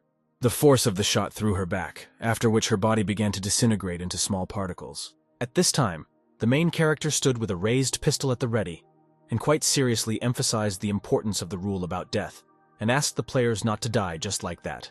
For the rest of the players, it was a surprise that after death your account would be deleted and you would have to create a new one. They thought it was too cruel. Behind them appeared a joyful Mia, who was already able to resurrect, and according to her, the feeling of death here is no less real than the others. The main character continued to explain the rules that players are prohibited from harming or killing NPCs, since they, unlike players, will not be able to resurrect. And also non-player characters do not have an indicator like players. He also explained that you can make sure that there is a non-player character in front of you using the observation command. Rex decided to immediately clarify that if they cannot kill NPCs in the camp, then outside the camp they can do whatever they want, which received Ron's approval. Jill was also interested in how to increase strength and equipment in this game, since she didn't want to lose her equipment forever. To this, the main character explained that they need to kill zombies, from which they will receive corpse crystals, and for these crystals they will be able to get equipment and increase attributes. He also said that completing tasks for non-player characters will increase their sympathy for the player, and will also increase the reputation of the shelter, which can also be exchanged for points. Also, one of the options for players was the command system, after using which they could view information about their character. Having used this command, Jill saw the status in front of her, and had absolutely no understanding of how it worked, and what kind of technology it was. At this point, the brief briefing was completed, and the head of the shelter wished the players to enjoy life in this world and fired a pistol, making it clear that the game had begun. The players immediately scattered around the territory. Whoever wanted to go where they wanted. Mia went into the forest to hunt, and several more people followed her who recognized her. It turned out that they were her fans. It was impossible to call Mia modest, because she was very self-confident and considered herself a game master, and the others believed in it. They soon came across a small group of zombies who immediately noticed the guests and were ready to attack. Mia took out a knife and was determined to destroy these zombies. Again, she thought that everything would be easy. But 3 minutes later, she was convinced of the opposite. The zombies in this game were not ordinary weaklings. Realizing that she would be of no use in battle for now, she asked the main character if there were any missions in this game that did not require combat skills. To which she received an ominous answer that if they do not want to fight, then they can easily do farm work, such as tending the beds, digging up the garden, and more. Since Mia had no choice, she agreed to the task of digging up the earth. But she did not have the feeling that she had become a slave. After a while, Ron enjoyed the sight of the players working and praised himself for such an idea. From behind came the voice of a man who wanted to purchase some equipment. It was the same Special Forces soldier named Rex. In his hands there was a mountain of crystals, and he wanted to exchange them for weapons. The main character could not understand where this man got such a number of corpse crystals, to which he received an unexpected answer that it was extremely easy to find and kill zombies, but he needed weapons to increase his effectiveness. The main character, without hesitation, gave him a pistol as a reward, and waited for even greater success in exterminating zombies. As soon as the man received the gun, he immediately began to examine it and quickly concluded that it was a Browning 1911, which was absolutely true. Realizing that a pistol was not enough for this man, the main character said that in the future, the rewards would be much better. When the player left, the main character thought that the player's power might be useful in the future. Before he had time to move away from the previous dialogue, a woman's voice was heard behind him, calling him, and the guy thought that something had already happened. This woman was Jill. She also wanted to try hunting zombies, but initially have equipment and weapons, to which she was told that all this could be obtained for crystals by the troop. But she said that she did not have anything like that. Then it was unclear to Ron how she wanted to get crystals for equipment. Then Jill said that she could enroll in the game as much as she needed, since all games are made to make money. Ron replied that this game does not have an enrollment function, and all players are initially in an equal position. But he took note of this method of earning money. This definitely made Jill angry, and she stated that money was all she had and she could easily buy the game. Then, in order to stop this, the main character came close to her, lightly touched her chin, and said that the status of the real world does not mean anything here, and if Jill does not stop, he will punish her. However, Jill was too stubborn, and already realized that if she couldn't enroll in the usual way, she would find another one. She received approval for this proposal since the game was absolutely free and did not limit her as long as she followed the rules. Then Jill resorted to an unusual plan. She offered other players money for crystals, and she would pay the money in the real world. Everyone liked this offer, and a large number of players already offered her their crystals. The main character looked at this approvingly, because if you have money for such a trick, then you can very well use it. Now the deal took place differently, since Jill brought a large amount of crystals and Ron had no reason to refuse her. During this time, other players handed in tasks to Erica, such as chopping wood or cultivating land. For her, such attention was still unusual, so it caused some discomfort and she had to smile tightly. After she accepted the quests, the players were given a reward in the form of points, and they were happy because they could exchange them for tools or something else. They were very grateful to Erica and demanded even more tasks from her, to which she sent them to repair the house and collect medicinal ingredients. She had absolutely no idea what was wrong with these people or why they wanted to work so badly, but she liked the fact that she didn't work full-time. A few days later, a meeting of the shelter took place, in which the main character, Nika, Erica, and Chloe were present. Things were going pretty well for the farm and the refugees, and this was largely thanks to the corpse dolls who worked for next to nothing. Erica emphasized that these dolls are always energetic and full of energy, as if they like to work forever.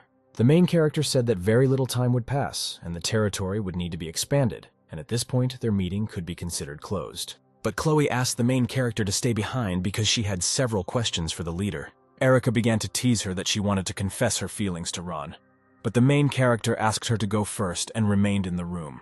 He didn't know what Chloe wanted to ask, but he suggested that she not be shy and ask if she had questions. Chloe suddenly became serious, which she rarely did, and asked the question that interested her. Who really controls the dolls? This greatly puzzled the main character because he knew that Chloe was a smart girl, but that was putting it mildly. He couldn't tell the truth, and he decided to lie that these were high-ranking people from other settlements who had nothing to do.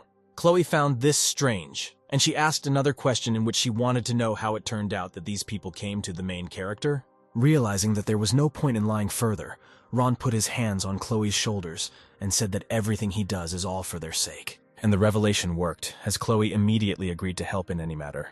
Erica suddenly ran in shouting that something was definitely happening on the street, and most likely something important. At this time, the guy accused Mia of stealing his crystals, and for this, she entered his house. It was completely natural for Mia to steal from this guy since she knew he was a non-player character. At this point, the head came and asked what was going on, and what kind of division did these two arrange between themselves. The guy respected the head of the settlement and immediately turned to him because he wanted to restore justice and punish this thief. But Mia believed that this did not violate the rules of the game, since there was complete freedom of action, which means theft was allowed. This greatly angered the man, as she took not only the crystals, but also body armor, weapons, and even underwear. For the main character, It was a difficult choice of what to do, because Mia is a well-known streamer and can greatly help in promoting the game.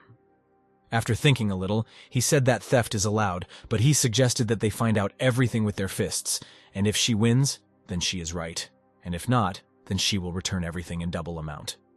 As soon as such a proposal was made, these two were already ready to snitch on each other, so they immediately accepted it. Mia took a fighting stance and asked her not to underestimate her because she practiced many types of martial arts. But this definitely didn't help her as she missed the first blow to the face and fell to the ground.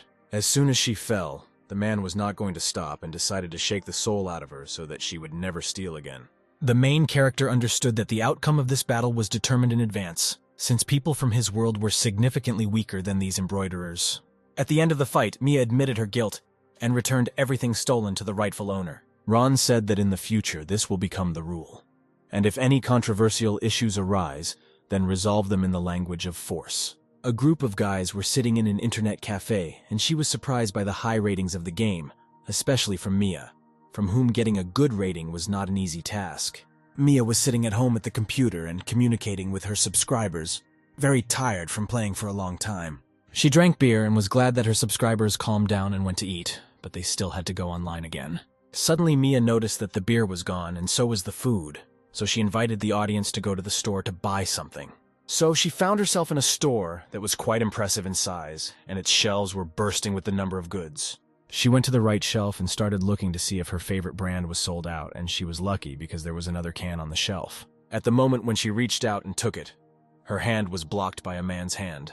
Turning around, she saw a young guy who kindly invited her to take this jar for herself. If she wanted, of course. She was happy with this offer, but it began to seem to her that she had seen this guy somewhere. And at one moment, information from memory reached these two, and they recognized each other. Mia and the head of the shelter met in the real world. After a while, the two raised their beer bottles because they were glad to have such a meeting. Mia and Ron were sitting in the room. After such a coincidence, they decided to go visit Mia and have a little drink. Now she knew that the guy was not an NPC, but a very real person, to which he said that this was all for the sake of improving the gameplay. The girl, as usual, behaved relaxed, and even though in the game she was afraid of the leader, in real life she did not hesitate to call him ordinary and not very handsome. To this, the guy said that he could not expect that such a popular girl could have a completely ordinary life, because he thought that there was no end to the fans. And this perhaps was his main mistake, since he now found himself in her house, and also revealed his identity to the most inconvenient person.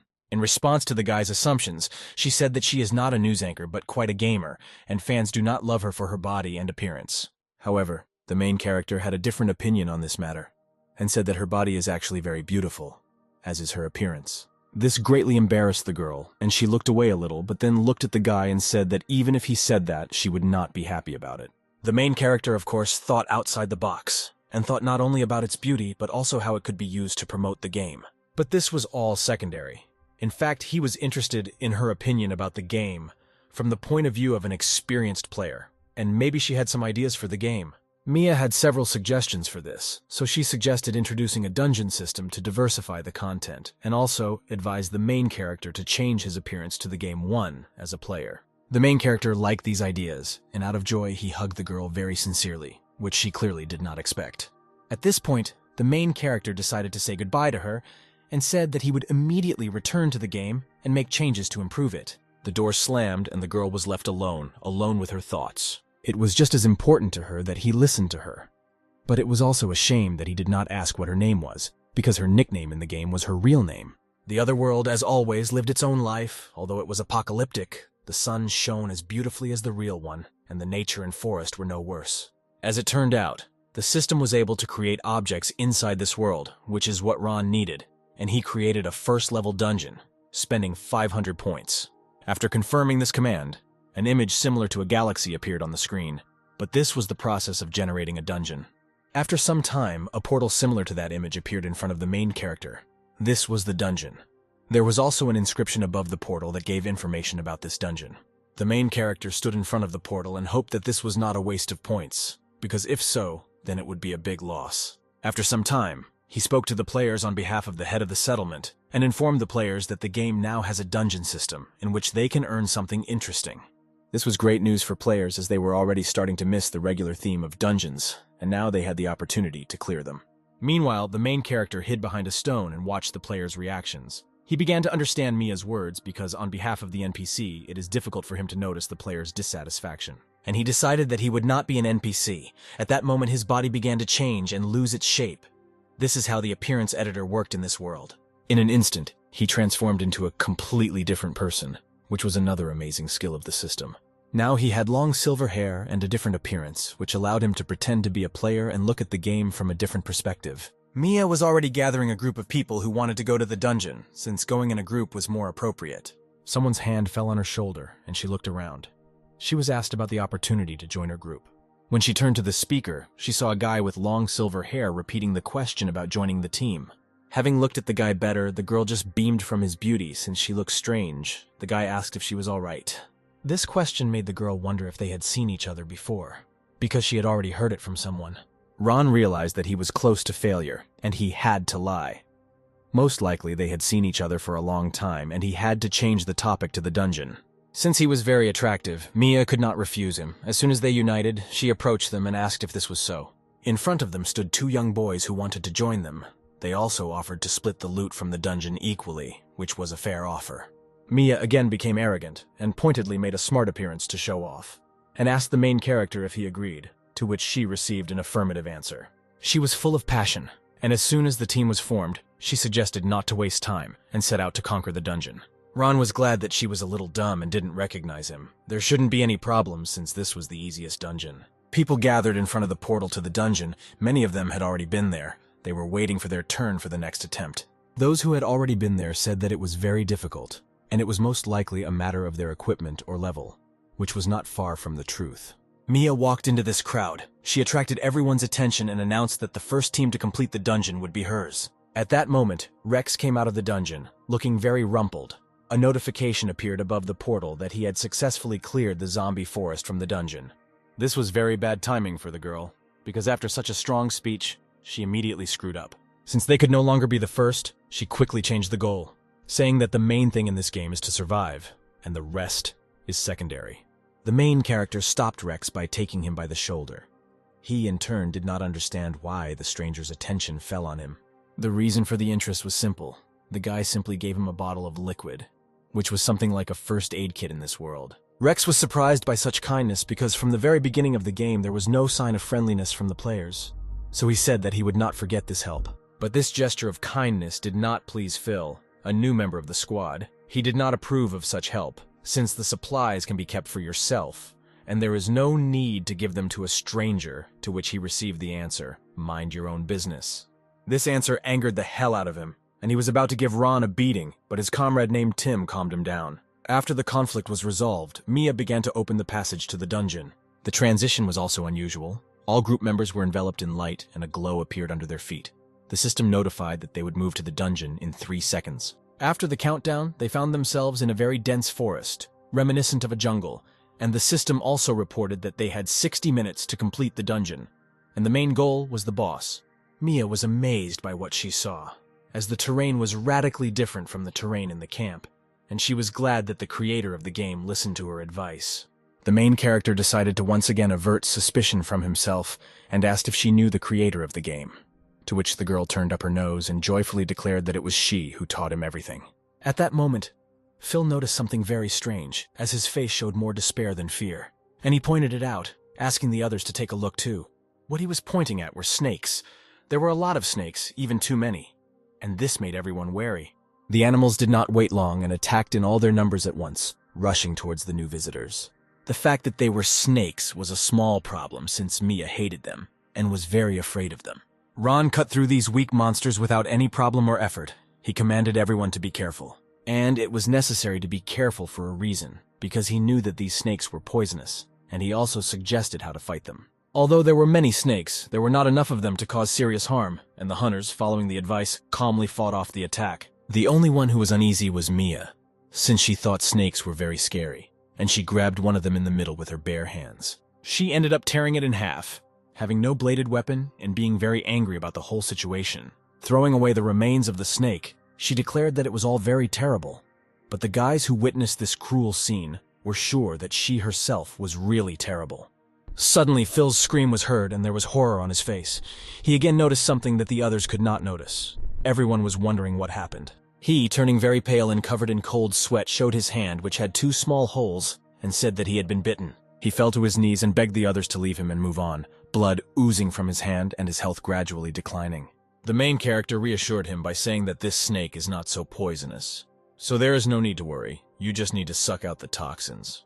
After hope was found, Tim offered to help him and said that although they had only known each other for a short time, they were now like brothers. The subsequent spectacle looked more like something obscene. Tim began to suck the poison out of his comrade's shoulder, and for some reason, he blurred like a girl. Ron and Mia were very happy to see this scene. It was evident from their faces, especially from the blood that poured from their eyes.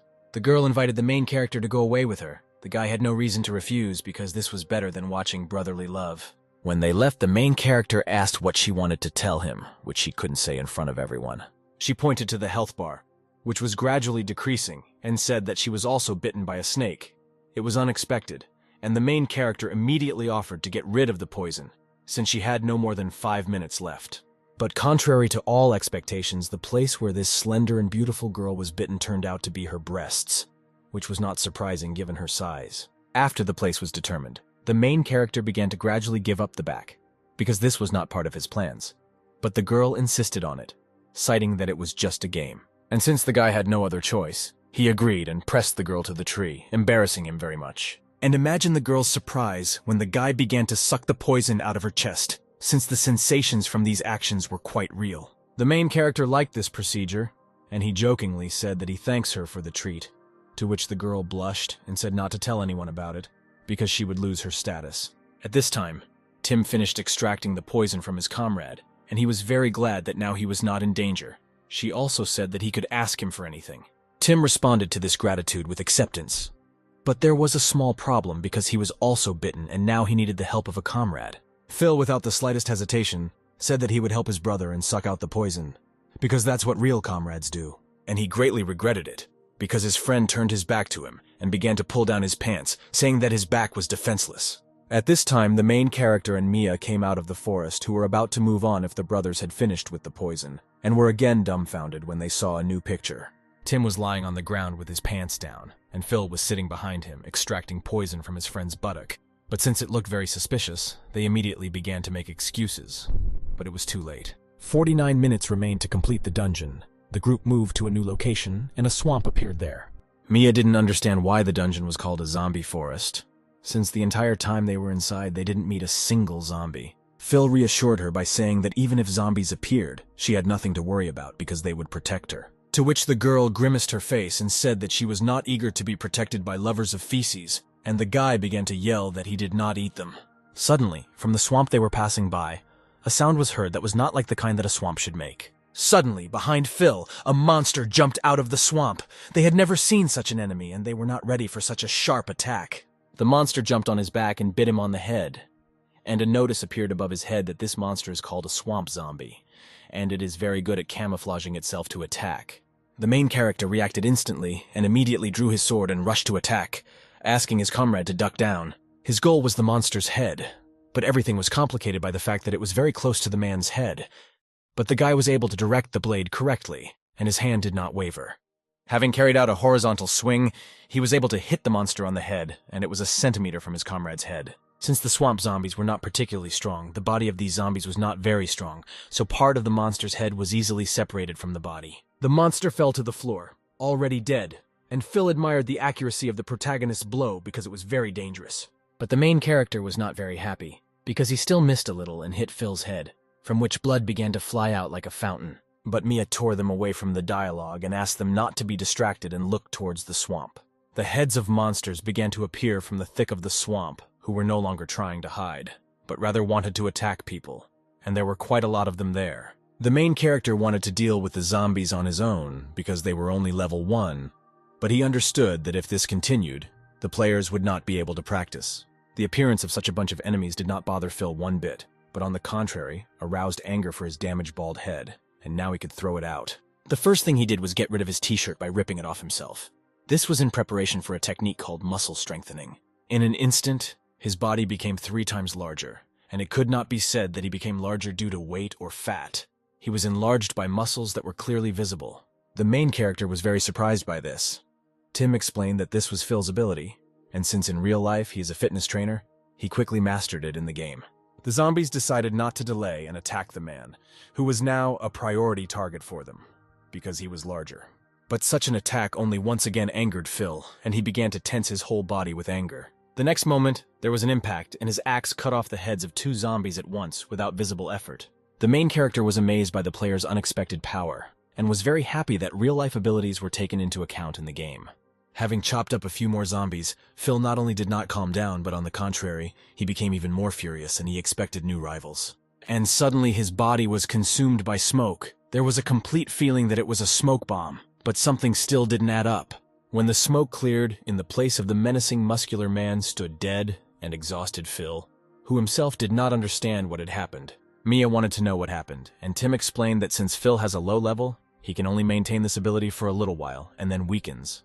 This was a collapse of the protagonist's logic, because since it was true, it was not worth using it so thoughtlessly, especially on ordinary opponents. While he was perplexed, he received a notification from the system about an additional task, which offered to destroy 10 enemies with 1 blow in exchange for the muscle-strengthening skill.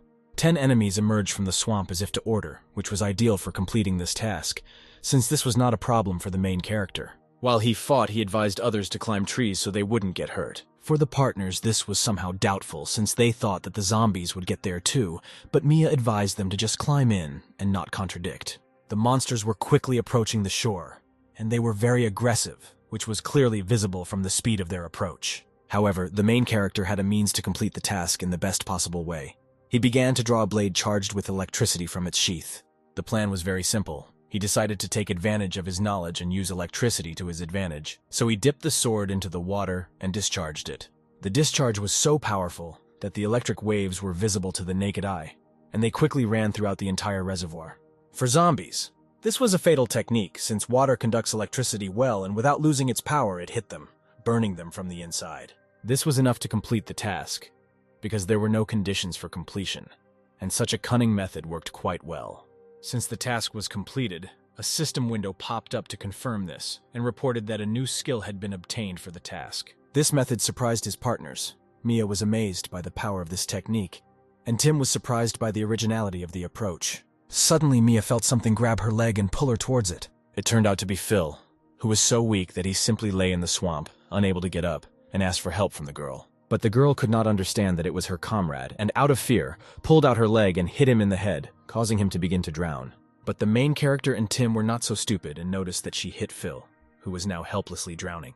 The girl reacted to this with a little mockery, saying that he was no different from a zombie, and he himself scared her. By this point, Phil was able to find the strength to get out of the water, but he was very angry that his partner almost killed him. At this remark, the girl laughed and said that she kicked him lightly, taking everything said personally as a compliment, but it was not so.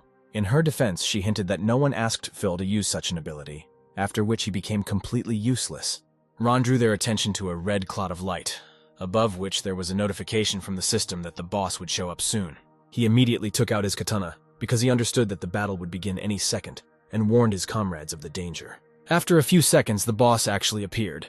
He looked like a plant, only this plant had a huge mouth with many teeth.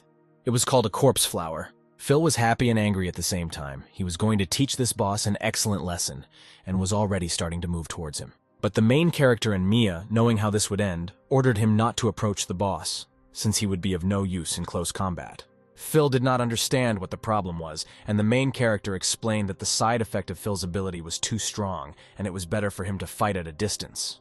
His comrades objected to this, saying that they specialize in close combat, and weapons and ammunition are not freely available since they are beginners. The main character reacted calmly to this, and said that he should have told him about this earlier, since he had something in stock. Tearing off his jacket, he showed that he had quite a serious arsenal, which should be enough for their needs in this battle. The guys were very surprised by his arsenal, and they stood rooted to the spot looking at him, unable to take their eyes off, because they had never seen anything like this.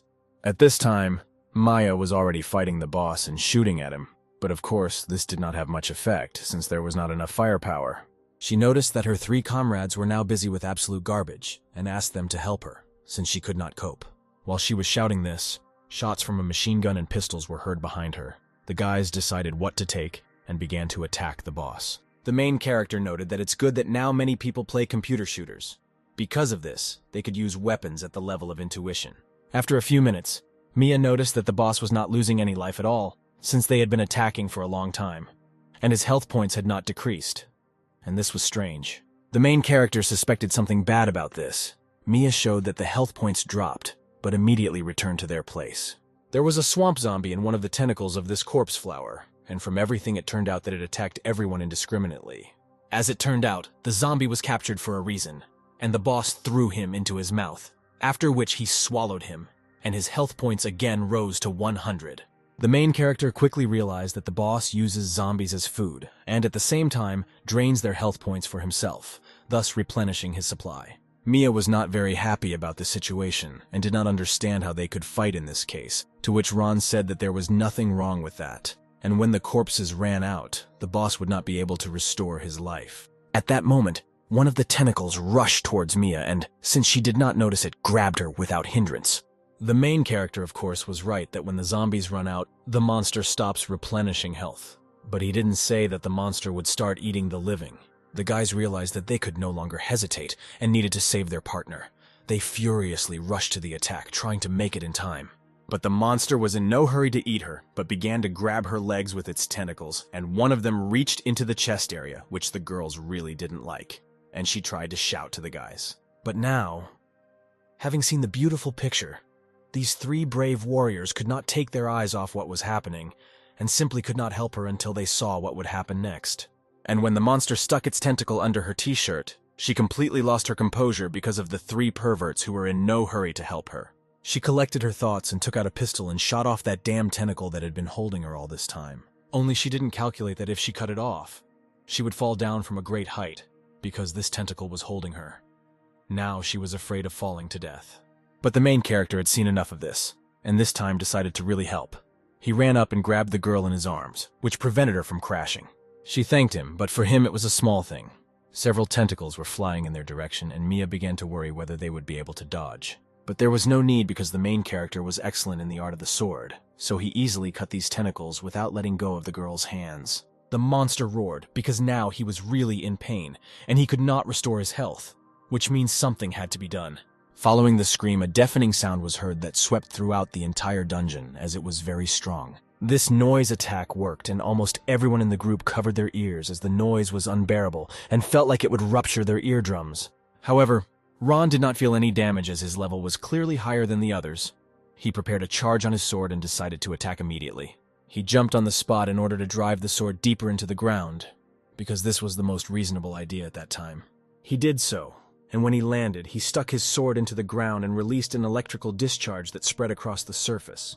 The plant received a powerful electric shock, from which it was immobilized for some time, which gave hope that this attack would be quite enough. At the end, when the discharge ended, the plant circled and began to creep to the ground, making it clear with its entire appearance that the battle was over. Ron knew that this monster was only a second level, and he didn't need to use his full strength to destroy it, so he sheathed his sword. But he did not notice that the monster was still alive, and he was gradually recovering from such a powerful attack. Eventually the plant rose up, and the system notified that the boss was angry, and therefore evolved and became stronger. Phil liked this news because he understood that after defeating such a boss, they would receive good rewards. But Tim was not sure if they could win. The main character had a misunderstanding of the situation, since he knew that the conduction of current was a strong attack. But despite this, the boss was for some reason almost unharmed.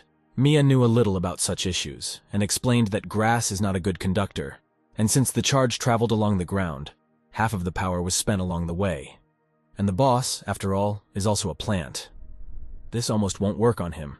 The main character didn't like the fact that she said this after he made the attack, so he gave her a click.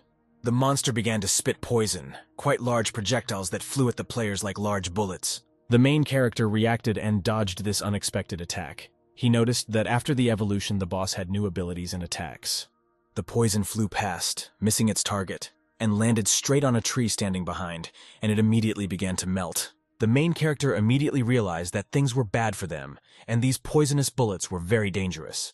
He turned to the guys from the group and warned them of the danger. But it was, to put it mildly, already too late. The two partners stood covered from head to toe in poison, and the guy could not understand how they got caught like that. The plaintive voice of Mia was heard behind him, asking for help. The main character looked around, assuming the worst option. When he turned around, he saw that the clothes on Mia's body began to quickly melt and disappear, while the poison seemed harmless to the body. Literally a few seconds later, an almost completely naked girl stood in front of the main character, who was clearly not happy with this outcome. Ron quickly took off his jacket and, like a true gentleman, offered it to his partner so she could cover her body. A familiar sound was heard from behind. The monster again fired a volley of poisonous bullets, and they flew straight at the two. The main character turned around and with one movement of his sword was able to destroy all 3 bullets, which was a pretty good move. However, this method was not very effective, since although the guy's sword skills were good, it was impossible to stop such large lumps of liquid with a thin sword, and naturally some of the poison would fall on the reflector. While the main character was racking his brain on how to defeat this monster, Phil's voice came from behind and came up with something. He explained that in real life he is a chemistry teacher and is good at it, so he has the skill of synthesis. The essence of this skill was simple. He could create new objects using 2 parts of something, which was not so useful since he could do it himself. Phil said that he had gasoline and fabric, and if he used his synthesis, he would get a flammable mixture. After he used the skill, the result was a Molotov cocktail, quite popular in games, but insanely effective. Taking the bottle in his hands, the main character said that Phil simply combined 2 objects, and he himself is capable of this. The Molotov cocktail was a great idea, since the electric shock had no effect, and now we'll have to try to burn it off to see if it works. And with these thoughts, he threw this jar straight into the monster's face. He could only hope that it would help. The bottle broke on impact, and the monster was engulfed in flames. This time it was clear that he didn't like it at all and was actually dying. After a few minutes, the boss of this level burned out, which was confirmed by the system, and that they were now entitled to a reward for killing the boss. An unusual chest appeared in front of each player, and this made them very happy, since this dungeon was not easy. Phil was the first to open the chest and took out his reward. It turned out to be a can of protein, which increases stamina, and now he could use his skill longer. Tim received iron armor, which also had effects, one of which was bullet resistance. That is, it was impossible to penetrate it with a bullet. Maya took out a skill book from the chest, the effect of which was the headshot skill, after using which her strength would increase by 300%. Ron was the last of the company to open the chest. He sat down and slowly lifted the lid. He was wondering what reward he would receive. Looking into the chest, he became embarrassed as if there was nothing there. But a bright light came from the chest. The rest were also interested in what the main character received, and when they saw it, they were surprised and thought that this was the best reward. Contrary to all the expectations of the protagonist, his reward turned out to be an egg, and even the system did not know whose it was, but gave a hint that something would hatch from it. 3 days have passed since that moment. The settlement expanded more and more, and has already begun to go beyond the old territory. More new players appeared in the game, and now all players could receive statuses. They received this opportunity for advancing in the game. For old players, this was great news as they had been waiting for this moment for a long time, and now the system will evaluate them. The new player noticed Mia and ran up to her joyfully. He wanted to ask her for tips on how to level up at the start of the game. She reacted calmly to this, and since she remembered how strong zombies were, especially at the start of the game, she advised cutting down trees and plowing the land, that is, everything she did herself. As it turned out, this guy was a fan of hers and had never seen her live, but now she gave him advice, and he decided to keep up with his idol and got to work. The old players were quietly working in the garden and were in no hurry. After completing this task, they were going to buy better garden tools and equipment. In the main office of the settlement, the main character sat and Chloe told him about the news. She said that the new people were working even harder than the old ones. The main character liked this because he didn't have to worry about expanding the shelter, and now this process happened automatically. However, Chloe said that not everything is so good, because there are already too many people.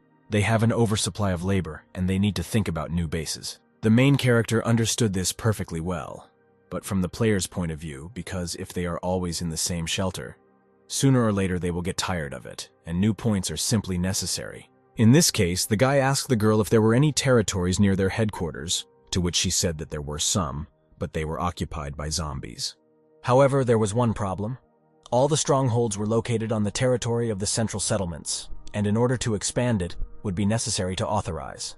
She showed a map on which it was clearly visible that the lands had long been divided between villages, since power had ceased to exist as such. Also, the central settlement was divided between the main forces, and their owners were called Copperheads, since they were the strongest of the awakened ones. This did not greatly puzzle the main character, since this is approximately what should have happened. But since they want to expand their territories, they cannot avoid conflict, At that moment, Erica ran into the room and brought bad news. A group had arrived from the central settlement to collect taxes. This surprised Chloe very much, but the main character was not at all afraid and went to deal with this small problem. In front of the settlement stood a plump man who introduced himself as a tax inspector from the central settlement, and that the residents were obliged to give 50% of the produce every month. However, one of the locals was forgiving, because when this territory belonged to a gang of wolves, no one cared, but now they owe something. To this objection, the tax inspector simply pulled out a gun and pointed it towards the resident, clearly intending to pull the trigger. Since he was not a good-natured person, he did just that. He pulled the trigger, knowing that it would kill someone. But after the shot, he was very surprised and did not understand how this was possible, because he had definitely fired a pistol. Tim stood in front of the villager in his iron armor. There was a small dent on the breastplate. This indicated that he had absorbed the blow. This plump man did not understand what happened because he fired and hit, and this man did not seem to notice. When the resident realized what had happened, he asked Tim if he was okay, because he did not believe in the reliability of this armor. Tim smiled and said that it was all nothing, since he had this thing that would protect him from everything.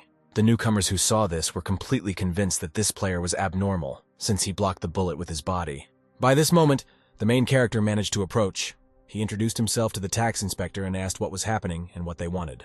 The tax inspector decided to change his words a little, and offered residents protection if they paid taxes. But the main character calmly asked him the question, why, when this territory belonged to wolves, when distress signals were received from it, no one from the center came to help. To this, the inspector smiled and said that they had some difficulties, and they themselves were barely surviving, and now they are ready to help. Then Ron decided to put the pressure on him with the following statement, that the center did not come to people's aid when they needed it, and now they decided to collect taxes. Since this was a refusal, the inspector decided to act as usual, and raised his pistol, ordering his men to also raise their rifles. It was a pure threat. Since his men were well equipped, he thought that he would be able to intimidate the main one, and everything would be fine. But the main character not only was not afraid, but also remained absolutely calm. In response to this rude gesture, he simply snapped 2 fingers, and behind him appeared many players, each of whom had good equipment and excellent weapons, which meant their advantage. The inspector couldn't understand how such a small settlement got so many weapons, so he asked the players about it. They openly said that they get weapons from dungeons, for bonuses, or for simple farming. They said this with very pleased faces. Then the inspector decided to retreat, because he recognized that they were many times stronger than them, and the best thing to do now would be to retreat.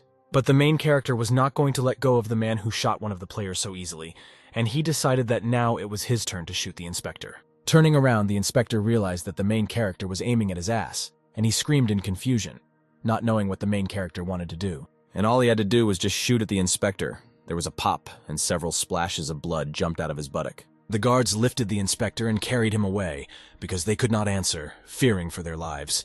But he did not calm down and shouted that they would answer for this. Mia stood at the head of the protesting crowd of players, and showed the fact to the people leaving. The other players also shouted that they should no longer dare to come to their territory. Chloe was terrified, because this could lead to an inevitable conflict, and for her reasons, it would be more logical to unite with the central settlement. To this, the main character simply answered that if he had given up, he would have lost most of the people's support, and these people will never get enough. Plus, there are more and more people in the settlement, and supplies are no longer enough. So something needs to be done. Erica stood in bewilderment, since newcomers were generally fearless, and in such a situation even she, an experienced hunter, began to worry a little. But the main character knew why they were so fearless, because for them it was just a game. But in real life, they are afraid of almost everything. Whatever one may say, the central settlement was central and very large. After all, it was a city, some part of which was well preserved. Sitting on a chair was an elegant man in a red suit, whose name was Drac. He had just learned that his inspector was attacked by residents of the shelter. The inspector sat on his knees and said that any attempt on his life meant that these people were threatening Drac himself. This was quite true, but there was something wrong in the expression on his boss's face. It was somehow sinister, and he also had snake eyes. The inspector did not notice this, and began to beg his master to teach the inhabitants of that shelter a lesson, since they deserved it. Drac said that he had heard about a young man named Ron who had done a lot of things lately, and he would like to meet him, but he couldn't go empty-handed. The inspector did not understand what his owner wanted, and suggested that junior employees prepare everything necessary. But his owner said that it was not at all necessary to go somewhere because he had already found the gift. He put his finger to the inspector's forehead. He already understood what was being said, but it was too late to correct anything, his owner decided that his head would be a gift for Ron. An instant later, a snake crawled out of the back of the inspector's head, piercing right through his head, which of course quickly killed the poor fellow. A couple of days later, there was a fair in the shelter. All the players, and even ordinary residents, were selling their items and goods. As a rule, at such events they did not always sell high-quality items. For example, these merchants sold an almost unusable shield and sword. Since one product could be purchased due to the apparent lack of another, these merchants often quarreled over undesirable proximity. The main character looked around his possessions and was surprised at how quickly the shelter grew in size, most likely due to the arrival of new players. He decided to check this using the status window, and indeed there were too many people in the shelter. Because of this, a negative effect appeared, and people's mood dropped and the productivity of the shelter dropped. The system required that some measures be taken, but the main character did not want to open a new shelter and understood that in this case difficulties could not be avoided. Suddenly, a very expensive car drove up to the shelter. It was somewhat reminiscent of a Lamborghini, which means its owner was a wealthy man. Such a curiosity in a post-apocalyptic world immediately attracted the attention of everyone present, because this is not something you see every day. When the car stopped, its doors slowly opened and people began to climb out. The new guests in the shelter were two strangers, a man in a rather expensive outfit and a woman, obviously his assistant. This man immediately introduced himself and said that he was the manager of the Central District, and he would like to talk with the head of this settlement. The locals did not like this, since they remembered the previous visit from the Central Settlement, so they began to drive away the guests, not even wanting to listen. But this pleasant young man bowed to these simple workers and said that he had already dealt with his subordinate, who had caused inconvenience to the residents of this settlement. His subordinate opened the box and took out the head of the tax inspector who came here before them. This both frightened those present and convinced them that this man had come on other issues. The main character could not ignore such an important guest and came up to greet him, and he also asked him to come with him if he wanted to discuss something. Drac was struck by the appearance of his interlocutor. This showed him to be a true connoisseur of style, and he agreed to go into the office. But before he left, he told his subordinate to guard the entrance, and if anything went wrong, she was sure to report it. The two entered a spacious room in the center of which there was a table and many chairs. This was the main hall of the shelter. The subordinate of the head of the central region obediently took a position near the entrance. She looked rather serious. 3 players began to discuss it, because for them it was a new NPC character, and Mia was surprised at how well it was worked out. And they also had a guess that a secret quest might appear. Mia realized that the other players were afraid to start a dialogue with this girl and decided to start first in order to set an example for the guys. But as soon as she wanted to move in her direction, she was stopped by Rex, who did not like this idea, and he warned her not to mess with this girl. But this did not stop Mia. It just so happened that she was too self-confident and therefore thought that she would succeed the first time, because she knows how to flirt with girls. She approached this girl and hit the wall with her fist, taking a confident position. She invited the girl to go to her room, because she has an excellent bed. This was an obvious hint. This proposal interested the stranger, and she said that if she wanted something like that, she would first have to defeat her in battle. And if she succeeded, then her body would be at the complete disposal of the winner. The guys who heard this immediately blushed, since they were not yet close to the girls. They could not believe such a proposal. Mia immediately accepted this challenge and began to flex her fists. She definitely thought that she could win. At that time, in the office, there was a casual conversation between the two heads of the settlements. There was a map of the area on the table. The main character did not understand why Drac came to his settlement, so he asked him about it directly. Drac, in turn, did not beat around the bush and said that he was interested in this settlement and was ready to buy it, and if Ron agreed, then his place in heaven was guaranteed. The main character did not intend to give up the dialogue so quickly, so he asked if there was still such a place left in this world. But Drac spoke quite confidently, and it was clear that he believed in his words, so he said that this was quite possible. He offered everything to the main character, and explained that as long as someone has power, the whole world can become a paradise for him. He also said that the main character should not worry about the inhabitants of this settlement, and he would take all this trouble upon himself. The main character showed a friendly face because this offer was indeed tempting, and Drac was already sure that he had won. But after being friendly, the protagonist's face expressed dissatisfaction and his final answer was refusal. This fairly angered the head of the central settlement, and he demanded an explanation for this refusal because he considered the guy an intelligent person. The answer was very simple, because the main character loved freedom, and he did not want to become a bird locked in a cage. This made Drac even more angry, and he began to show his snake nature. He said that he had already heard something similar, and the fate of this man was not good. The main character did not want to know the details and offered this businessman a deal. This clearly interested him, and he wanted to know what kind.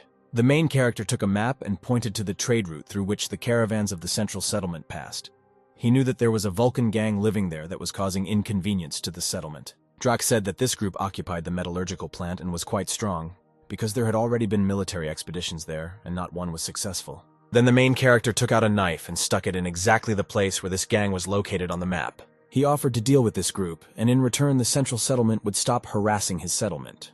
But Drax did not believe in the success of this operation, so he was interested in what would happen if they failed. The main character said that if they lose, the shelter will belong to the central settlement, so in any case, the head did not lose anything from such a deal. This state of affairs suited Drax, and since he was a serious person, he decided to sign an agreement that confirmed the deal. As soon as they signed this agreement, Drax hurried to leave the settlement and wished him luck in this mission. Ron wasn't going to see his guest off, but he heard some noise on the street and had to see what happened there. In front of the entrance to the building, there was a bunch of players lying and a serious girl towering over them. It was obvious that she had killed everyone. Drax was stunned by the girl's behavior and decided to find out what happened, to which she replied that they were just playing. With this picture in mind, Drax decided to gloat a little and said that the skills of Ron's subordinates were not very good, and they could not withstand the onslaught of the Vulcan gang. But this did not affect the main character in any way, and he replied that they are like a bunch of stray dogs. If they want to eat, they will break any bones. On such a pleasant note, the guests got into the car and left the settlement, and the main character watched them and was surprised at the strength of this girl. This girl's name was Now, and Drax asked what she thought about these people, and she replied that they were weak, but she had not seen the strength of everyone, so she could not give an exact answer. But something still bothered her, because while she was fighting with them, she had the feeling that these people were not afraid to die. The head of the central settlement reassured her and said that such people are usually the first to die, and that is why he is confident that Ron will lose. Meanwhile, the players who were taken down by Now began to come to their senses and began to wonder if they were being too reckless. The main character decided to make an announcement and said that a time-limited event had begun in the game, which was called Defeat the Vulcan Gang. All participants in this event would receive a reward.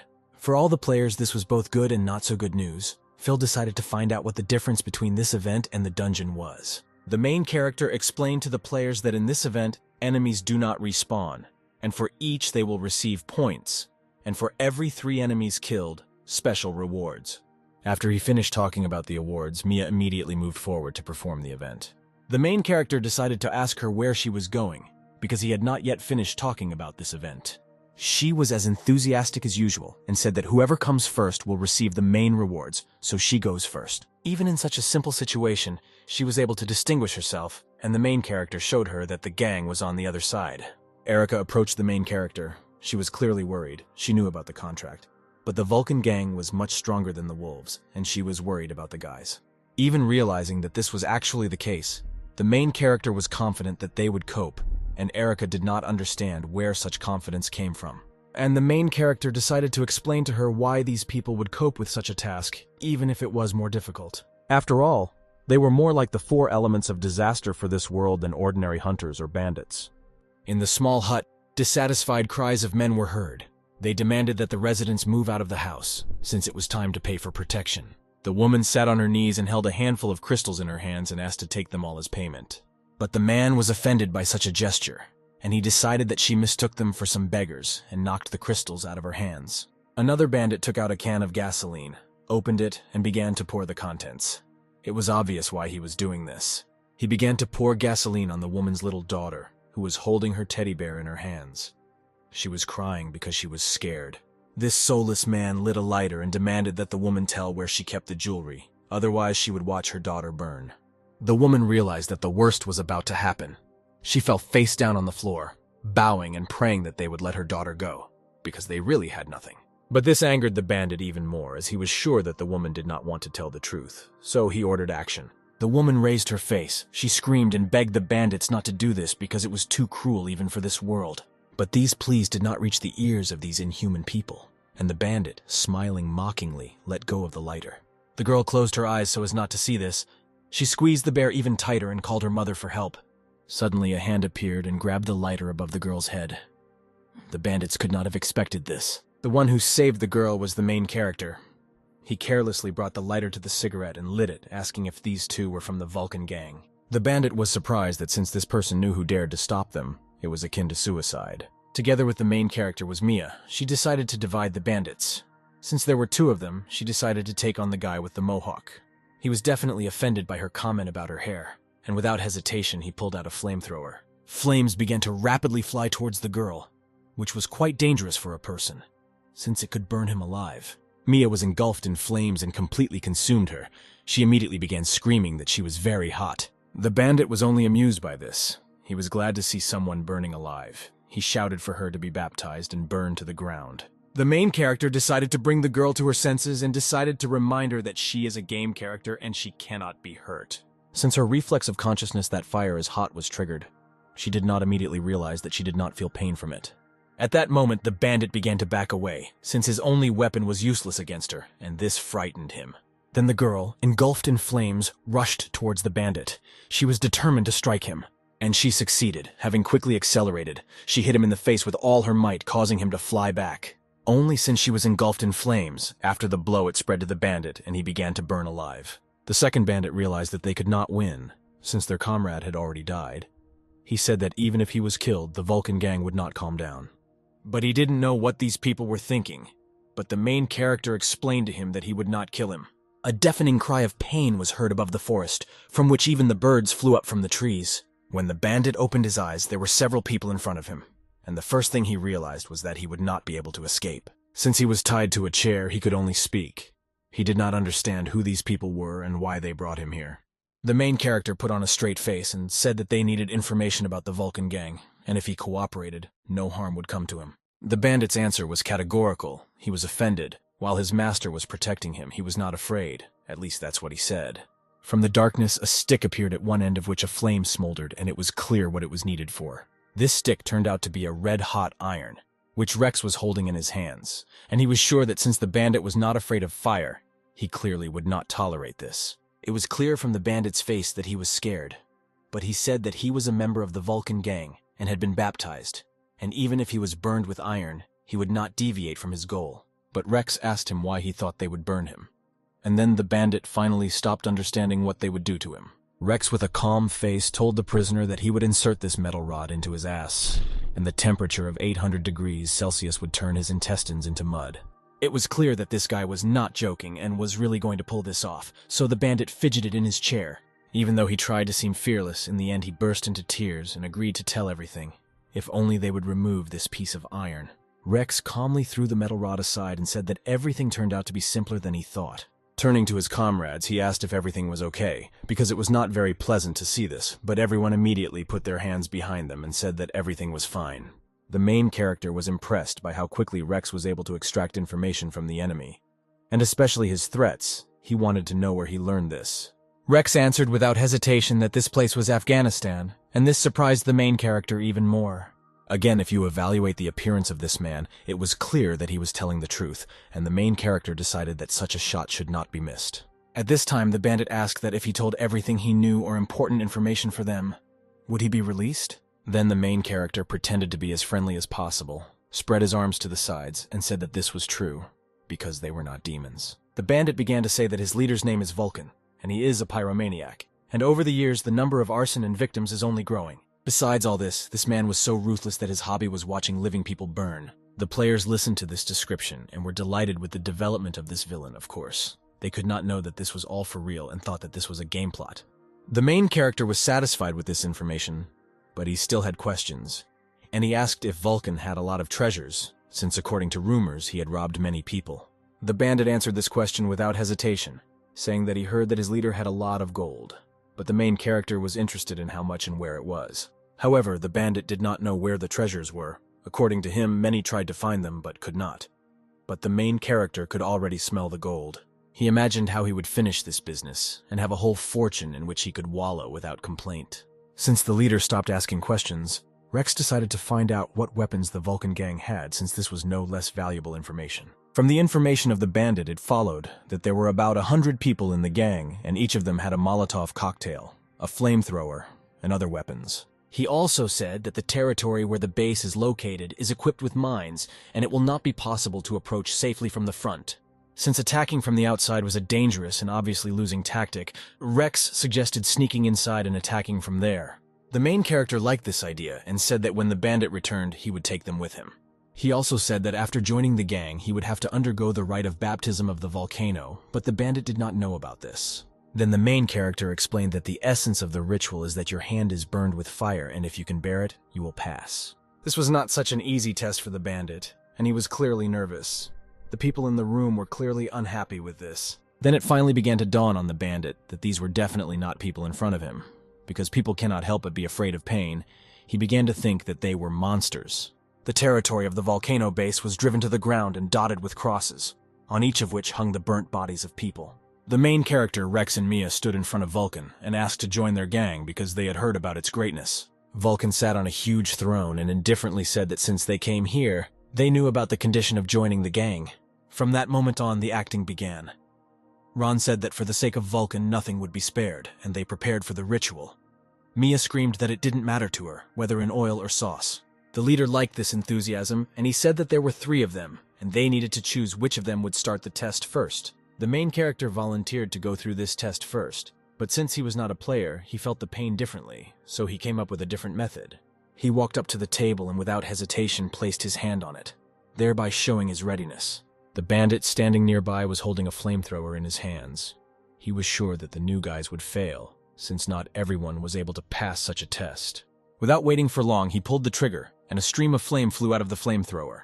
The essence of this test was to endure severe pain, so you voluntarily put your hand up and they began to burn it with fire. However, the main character was a little hesitant before starting the test, since he was human and thought that it would hurt, but he was not hot. Again, this is a performance, so the main character raised his burning hand and said that he expected more from the volcano test. His behavior greatly angered the bandit, and he said that this was not the limit of his power, and now the main character was experiencing double firepower. The main character did not expect such a turn, because he thought that the test would end there, but a new stream of flame was already flying towards his hand. When the main character pretends to feel the flame, the bandit began to jump for joy and shout that this is the power of the volcano, and now the guy will have to beg for mercy, otherwise his hand will burn. But contrary to all expectations, the main character did not feel the fire at all. On the contrary, he felt pleasant.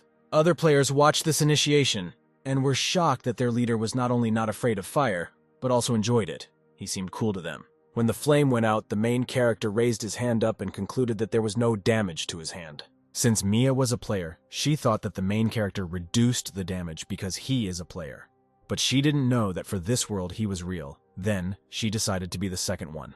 She also put out her hand pathetically and said that she was ready to endure any pain in order to join the Vulcan gang.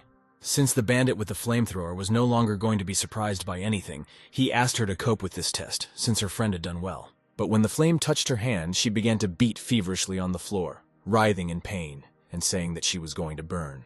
This unstoppable whining caught even the volcano himself, and in order not to listen to it, he ordered it to be put out and the next one to start. Returning to everyone, Mia decided to ask if she played her role well, because she tried very hard. But the faces of these two were not the least bit happy. The main character thought that she had overdone it, and Rex thought that they had both overacted. Since it was now Rex's turn, he walked out to the table and extended his right hand. He was ready for what was about to happen. The bandit, who had a flamethrower in his hands, already began to doubt that in this trio there were, in principle, normal people. Then he lowered the flamethrower and pulled the trigger a 3rd time. The flames quickly engulfed Rex's hand, but he was ready for it. One of the conditions was not to show pain, so Rex stood silently and did not shout out anything. For him it was like torture, where he could not split. The boss of the Vulcan gang appreciated this action and said that these 3 were now officially members of the Vulcan gang. When Rex approached his comrades, he was praised for his very lively acting performance, since even the main character felt pain from such a sight. But as it turned out, of all 3, he was the only one who did not turn off the pain and truly endured it all. Suddenly, an older man approached the young people and said that he was a mentor for the newcomers, and he had a task, by completing which they could contribute to the development of the gang. The main character assumed that everything would go according to this scenario, so he thought it was a great idea to accept this task in order to strengthen his position in the gang. After the mentor's words, Mia, without waiting for a long time, put her glasses over her eyes and was already holding a sword in her hands, completely ready for the upcoming mission. It began to seem to the main character that she was very flighty, and that someday it would come back to bite them. Since the newcomers agreed, The old man said that they would have to be intercepted by a truck sent from the central settlement, because there was a lot of stuff inside that was important for the volcano. The main character perfectly understood the scale of this operation, and it seemed to him that 3 people were not enough to rob such a serious target. At this, the old man pointed behind him that the elite of their camp would go along with the newcomers, and he also mentioned that the cargo was very important, and they should under no circumstances lose it. The main character nodded affirmatively and promised that they would not let their leader and mentor down, since they had no room for error. Now the 3 newcomers stood as full-fledged members of the gang. Mia could not believe that everything turned out so simply. The main character said that now there was nothing to fear because it was just a game, and they could take action, but Rex was not sure of such simplicity. Suddenly, a bottle fell out of the protagonist's pocket and clanged loudly on the floor. It turned out to be strong and did not break after the fall.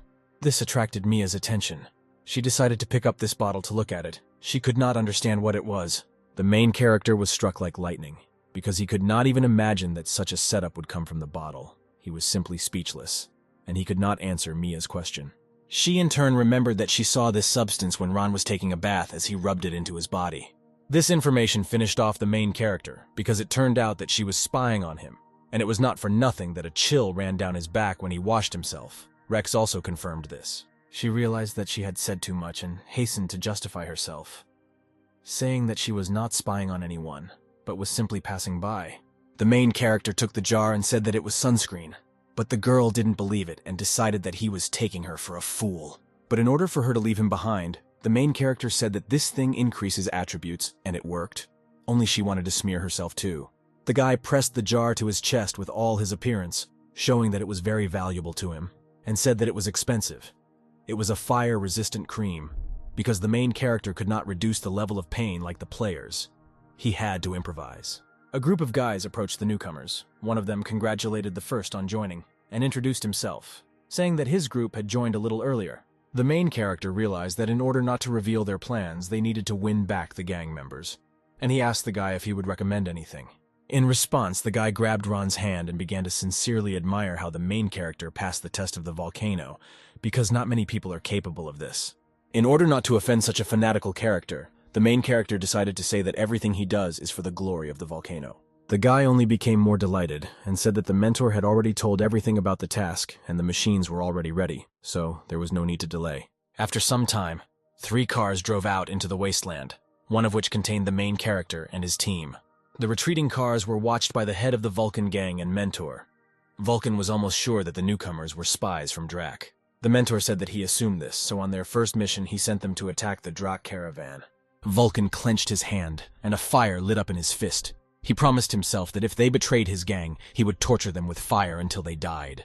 A few hours later, the group sent on the mission arrived at the transfer point. According to information, this was the right place. All members of the group sat at the table and were served a signature dish, which the older comrade ordered. It was noodles with ox's eyes. He sat and beamed with joy, also called this dish the pinnacle of cooking and wanted beginners to try it too. But they, seeing such culinary delights for the first time, decided that he should eat it first and they would eat it later, if the appetite came. The elder ate this dish on both cheeks and said that the pass is a checkpoint through which all caravans pass, and their goal should arrive soon. The main character decided to assess the situation and said that the caravan would probably be guarded, and if a firefight broke out, they would lose their advantage. The elder reacted to this easily. He smiled and put his chopsticks on the table. He said that he had already ordered that the road be mined, and this would help them attack suddenly.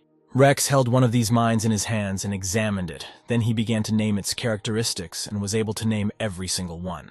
This greatly surprised the elder because there were few such experts, and he decided that Rex would help him calm down the idiots of their settlement. At that moment, an armored vehicle began to slowly drive into the territory of the transshipment point, and people began to run away in panic. This was the long-awaited caravan. The main character and Rex watched this machine and were surprised how strong it was, because this could complicate their task. While they were watching this, a boy ran out onto the road and his ball jumped out. He did not pay attention to the approaching transport. The boy's mother was horrified when she saw where her son was, but she was too far away to help him. Having picked up his ball, the boy finally noticed the car.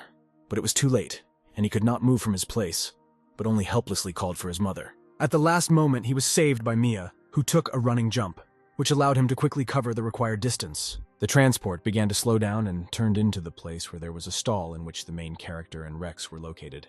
because when the car drove up to this stall, it hit him a little. The owner almost started to go hysterical, since that was all he had. Several people got out of the car. A fit man stood in the center. He asked whose child it was, because he could stain the car with his blood.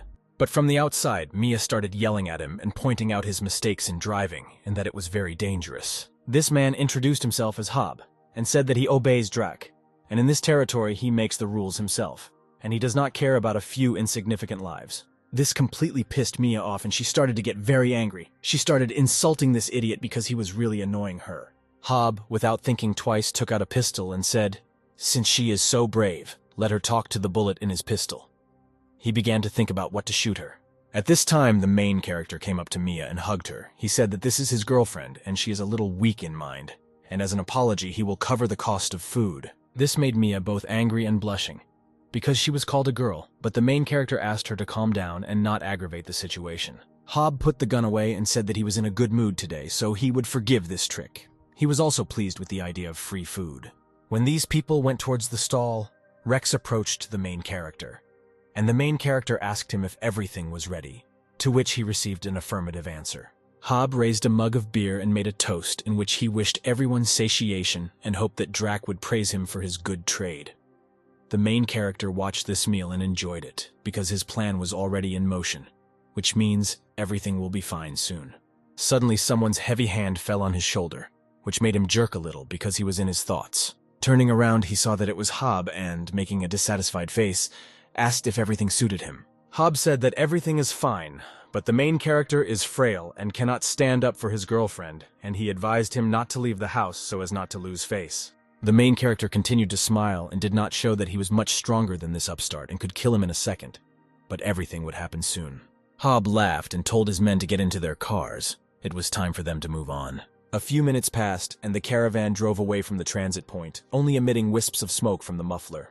The main character took the radio and said that the target had left the transfer point and would be there in a few minutes, so you need to be prepared. The car drove calmly through the desert area, and the people inside could not even imagine what would happen in a few minutes. Suddenly, the driver turned pale and told his commander that he was starting to have stomach problems. This angered the commander, and he said that no one forced him to eat so much, and if he spoiled the air right in the car, he would be shot. And as planned, the car ran over a mine with its front wheel. It was obvious what would happen next. There was a very strong explosion, the epicenter of which was directly under the car, and the powerful wave threw the car up. This force was enough for such a heavy armored vehicle to roll over on its side and could no longer continue moving. Hob opened the side door and began to climb out of the car. He was a little beaten up, but he was not injured. He was interested in who attacked them. The main character, Mia, and Rex came out of the smoke left by the explosion. The guy asked Hob if he had forgotten him, because not much time had passed. Behind these three there were many more people, and they all obviously decided to attack the caravan. The main character told Hob another trigger phrase. "Since we ate, it's time to hit the road," because those were his words. When the leader of the caravan realized who had attacked him, he began, like everyone else like him, to boast of his power and threaten his leader. But the main character interrupted Hob and told him that his leader was the impudent Drac, thereby showing that he was not afraid, and offered to give the goods in exchange for his life. But Hob twisted his face in an angry grimace and explained that since they have the courage to rob them, do they know what kind of goods they are?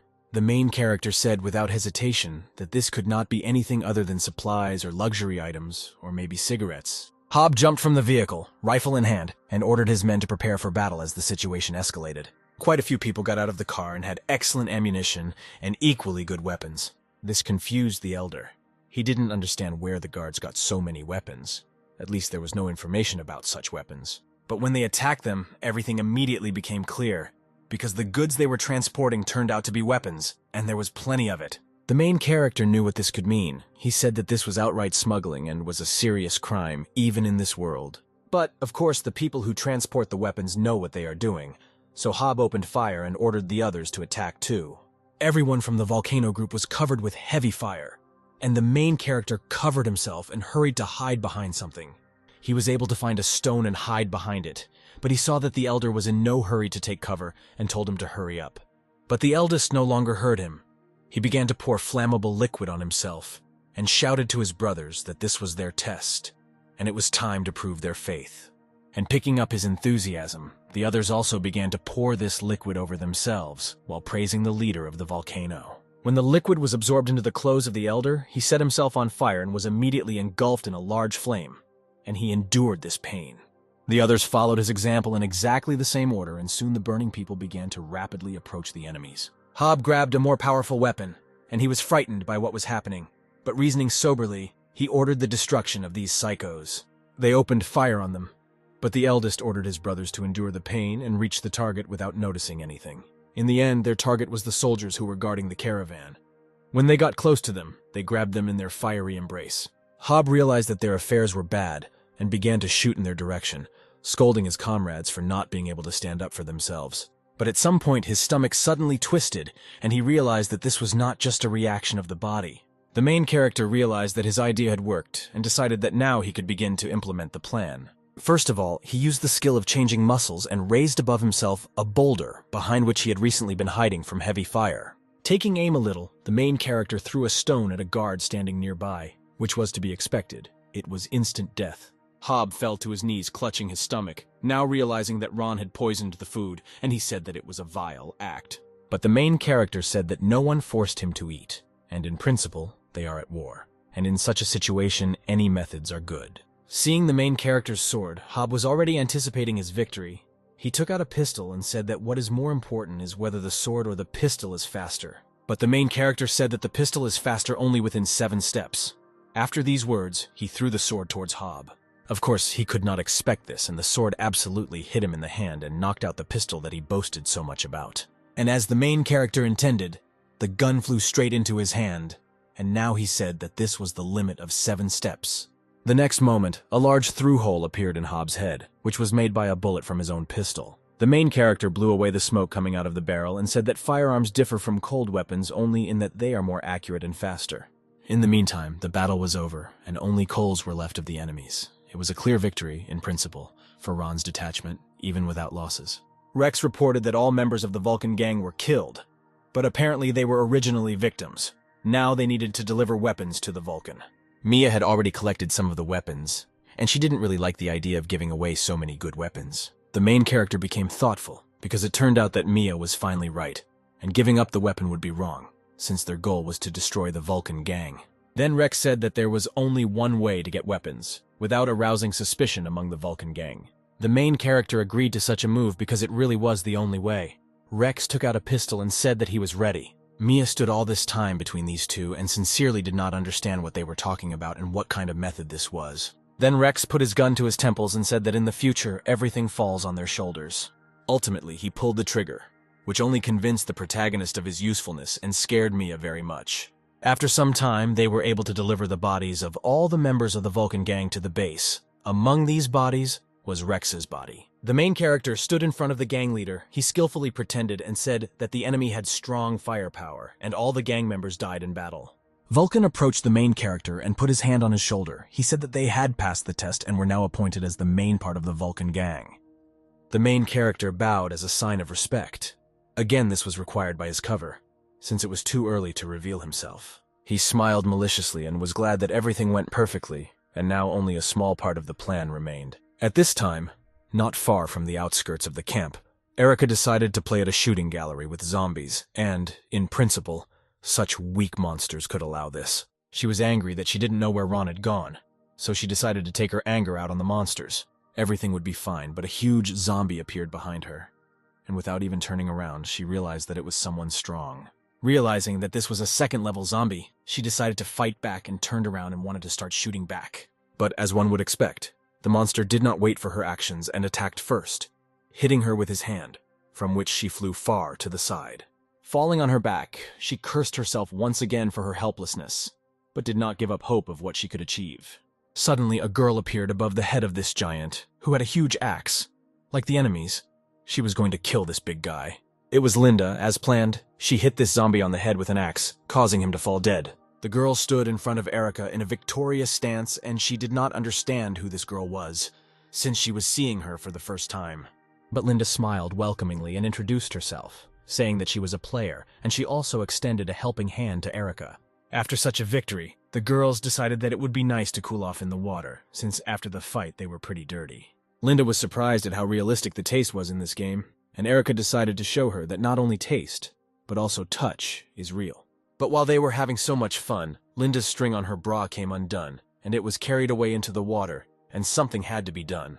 Linda reacted with lightning speed and immediately dived into the water for her bra because it was important to her. As a result, after a few seconds she emerged naked with a bra in her hands and joyfully shouted to Erica that she had caught it. However, she did not notice that she had already swam quite a distance and found herself a little different from where she was. In front of her stood a guy who saw her in all her glory. Realizing the situation she found herself in, she covered her chest with her hands and screamed loudly that this guy was a pervert because he didn't take his eyes off her. The guy began to panic no less and began waving his arms, claiming that his name was Ron. The girl knew this name, but the guy did not look like its owner. Then the main character applied transformation and regained his real appearance. This was supposed to convince the girl of his words. Seeing her friend in front of her, the girl calmed down and believed that it was him, but the guy did not expect Linda to play such a game. And everything seemed to be going well. They made peace and began a calm conversation when Erica crept up from behind and knocked out the main character by hitting him on the head. After some time, the guy began to come to his senses. The blow was quite strong, and his head still hurt. Two girls were sitting before his eyes. When his mind began to return, he decided to find out what happened, since he had just seen his grandmother, who was calling him to the other side of the bridge. Sitting nearby was Erica, who had long ago realized what she had done and peacefully asked for forgiveness, because she had simply confused Ron with a pervert. But the main character had finally regained his common sense and blurted out that if he were a pervert, he would never have attacked Erica. As one would expect, this made her very angry, and she, as usual, began to strangle her master without fear of consequences. Once this little misunderstanding was sorted out, the main character said that it was time to return to the camp and make an important announcement. A lot of people had already gathered in the shelter, and everyone was waiting for the chapter. None of them knew what would happen and what would be discussed. The main character came onto the stage and hung up a map. He also thanked the activists, with the help of which they had a map of the volcano's territory and their defense. He also pointed to the row of weapons behind him, which were more than enough, saying that they had bought them at a limited price. And then Phil put in his 2 cents, because even he understood that there were fewer players in the shelter than a volcano, and without a plan, they had no chance. But to this, the main character said that on this occasion he gives each participant in the capture 3 attempts at resurrection. He also explained that killing an ordinary member of the volcano gives 100 points, the leader 500 points, and the boss a whole 1,000 points, which was a very generous event. Players who heard such gifts for the event immediately agreed to such conditions and were ready to register. Linda approached Ron. She also wanted to register for this event. It was clear that she was interested in it. Despite her zeal, the main character warned her that it was very dangerous, and even though she wouldn't feel pain, crawling on her remaining limbs was not always pleasant. Then the girl unexpectedly hugged the guy and told him not to underestimate her, since her gaming skills were good. This impressed him so much that he no longer argued. Again, she promised the main character not to tell anyone that he was pretending to be another player. When registration was completed, and all the players were ready to go on the attack, the main character raised his pistol in the air and fired, thereby starting this event. The players were already armed to the teeth. They were just waiting for the moment when they could finally attack the Vulcan gang. The next day, the head of the volcano decided to reward the 2 talented newcomers and offered them gold as payment for their achievements. They accepted such a generous gift without hesitation, since the plan was still in force. There is no such thing as too much gold. At that moment, a man ran into the hall. It was one of the gang members. He pointed to the exit and said that many people were approaching their base, definitely like the volcano. Then the mentor calmly said that there were many mine traps around the base and they would definitely fall into them, so there was nothing to worry about. But the scout did not even think about calming down. He said that all these people had already passed the minefields and there was not a single loss among them. This news greatly surprised the mentor, but he immediately realized that since everything turned out this way, there were traitors among the gang members. And since all the strange things started with the arrival of the new guys, they were the ones who betrayed the gang, and he pointed the finger at them. Maya laughed and deliberately drew all attention to herself and asked the mentor that he was really so stupid that he only noticed this. She made an angry face and confirmed that she was a traitor, and now there was no point in hiding. She pointedly pointed her finger at the leader of the Vulcan gang and called on him to rest in all the deeds he had committed. Ultimately, she took out a weapon and shot at the volcano. He still sat on the throne and did nothing. But the main character jumped in front of him and caught the bullet with his body. He pathetically said that he would protect the head, and at the moment when he had not yet landed, he pulled out a pistol and shot back right at Mia. The bullet hit the girl in the chest, and she, already half dead, began to fall to the floor. Of course, this whole scene was part of the plan. She fell to the floor and began shouting at the main character that if he helps the enemy, then he himself is not far from him. Afterwards, she turned over on her stomach and began to bleed something out, saying that her comrades would not forget this and would come. The main character approached her, stood naked on her, and pulled the trigger several more times.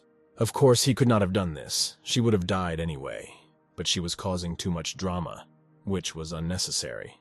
When she finally fell silent, the main character turned to the head and said that it was his fault, and he did not keep an eye on this girl. So in order to atone for his guilt, he wanted to go into battle. But the head put his hand on his shoulder and said that the guy had already shown himself very well, because he protected him regardless of his own safety. So Vulcan invited him to rest and heal his wounds. Several people appeared from the depths of the hall. They were carrying a huge hammer, which Vulcan was wielding. The head took it in his hands and the hammer began to burn with flame. Obviously, it was not a simple weapon. Vulcan ordered his people to move forward and fight the imposter. The mentor warned the head that this could be dangerous and that there were still traitors, to which he became angry and grabbed him by the collar. Vulcan said that the mentor did not understand anything and was acting like an ungrateful coward, and with these words he threw him aside. But when Vulcan left, the mentor said that people like him usually die first, and after the battle they will see who was right.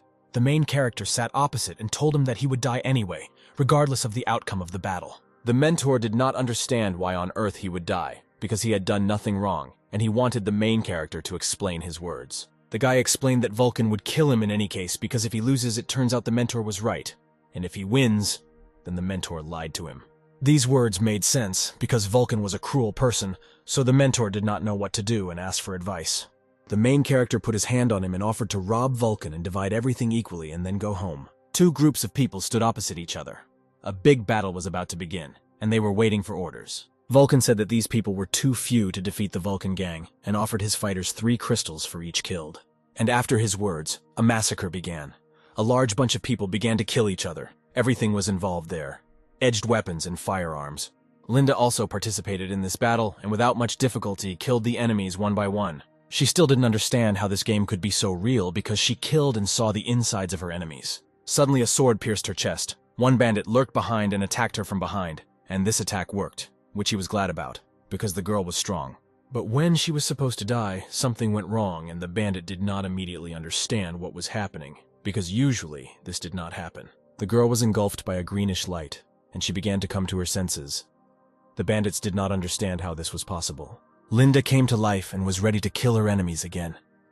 The bandits began to realize that they were not dealing with ordinary people. For some reason, they were resurrected. Then the bandits noticed Rex, who very quickly made bags of meat out of his enemies, and it was noticeable that he was a pro in his business. Mia was also there. She was shooting at the bandits with great passion and felt some kind of pleasure from it. For the bandits, these two were a shock, because they personally saw that they were dead, and now they are alive and fighting against them.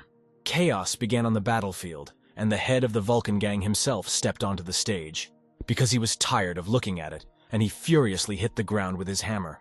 The main character and the mentor stood in front of a safe, the doors of which were really large. The mentor said that he did not have a key, but the main character said that he had his own key, and the mentor did not understand what kind of key it was, because there was a combination lock in the safe. Then the main character decided to show his key. He called it C4 and took it out of his pocket. This was a powerful argument against any door. He placed explosives on the door, and they moved away a little so that they would not be hit by the explosion, because the thing was powerful. When the distance became safe, the main character pressed the button and a strong directed explosion was heard. The door could not withstand this. Indeed, the door could not withstand such an attack and was torn apart, but the main character did not find anything inside. This made him very angry, and he grabbed his mentor because he claimed that all the treasures of Vulcan were here, but it was empty here. Then the mentor said that he had once heard Vulcan say that he hid his gold in a very safe place and no one would find it. Hearing this, the main character decided to stretch his brains and guess where the gold could be hidden, and even unnoticed, and he got an idea. They returned to the throne room, and the main character approached Vulcan's throne with a knife. The mentor did not understand why until the very end. The main character told him that the volcano had hidden his gold all this time in the most visible place, and began to remove the covering from the throne. At the end of such cleaning, it turned out that the throne, which had stood in the hall for a long time, was completely golden. This decision can be called ingenious. As soon as the gold was discovered, the mentor took out a pistol and said that of course there was enough gold, but not for 2. But before he had time to do anything, a shot rang out and his stomach was ripped open by dozens of bullets. He was already lying half dead and did not understand how it happened, because he had thought everything through well, and chose what seemed to be a good moment. Only he did not take into account the fact that the main character had originally planned it this way. He stood with a shotgun and said that the mentor pulled out a pistol too early. Meanwhile, the battlefield was a complete hell. All the members of the Vulcan gang were dead, and their bodies were lying chaotically on the ground. Vulcan personally began the battle, and this greatly complicated the battle. One of the players attacked him once again. Only it was all useless, and Vulcan was able to intercept him with his huge hammer and nail him to the ground. Mia and Rex stood in complete incomprehension. Many players no longer had any lives left, and they could not be resurrected, and they themselves were left with their last lives. This was unfortunate because after so much effort they had to admit defeat and retreat. Vulcan stood and praised his strength because in fact ordinary people could not do anything to oppose the Awakened One. And at that moment, the head of the mentor appeared in front of Vulcan's feet. At first, he did not understand what it was. The main character said that the mentor wanted to betray everyone, so he had to kill him. He sat on the golden throne, and after Vulcan understood everything, he said that since the mentor was already dead, Vulcan himself would be the next. This all seriously angered the bandit, and he began to burn all over, because not only had he been betrayed, but they had also encroached on his gold. The main character stood up from the throne and took out his sword. He did not consider himself a traitor, since he was a secret agent, and these are different things. He decided to show Vulcan his new technique, and his sword began to pass an electric wave through itself. The main character ran and soared into the air, swinging his sword, from which the lightning was already spreading to the side, and the blow should have been strong. Vulcan reacted to the blow and intercepted the protagonist's sword with his hammer, and the two powerful weapons came into contact. But Vulcan did not calculate that his hammer is metal and transmits electricity well, so the entire charge transferred to him.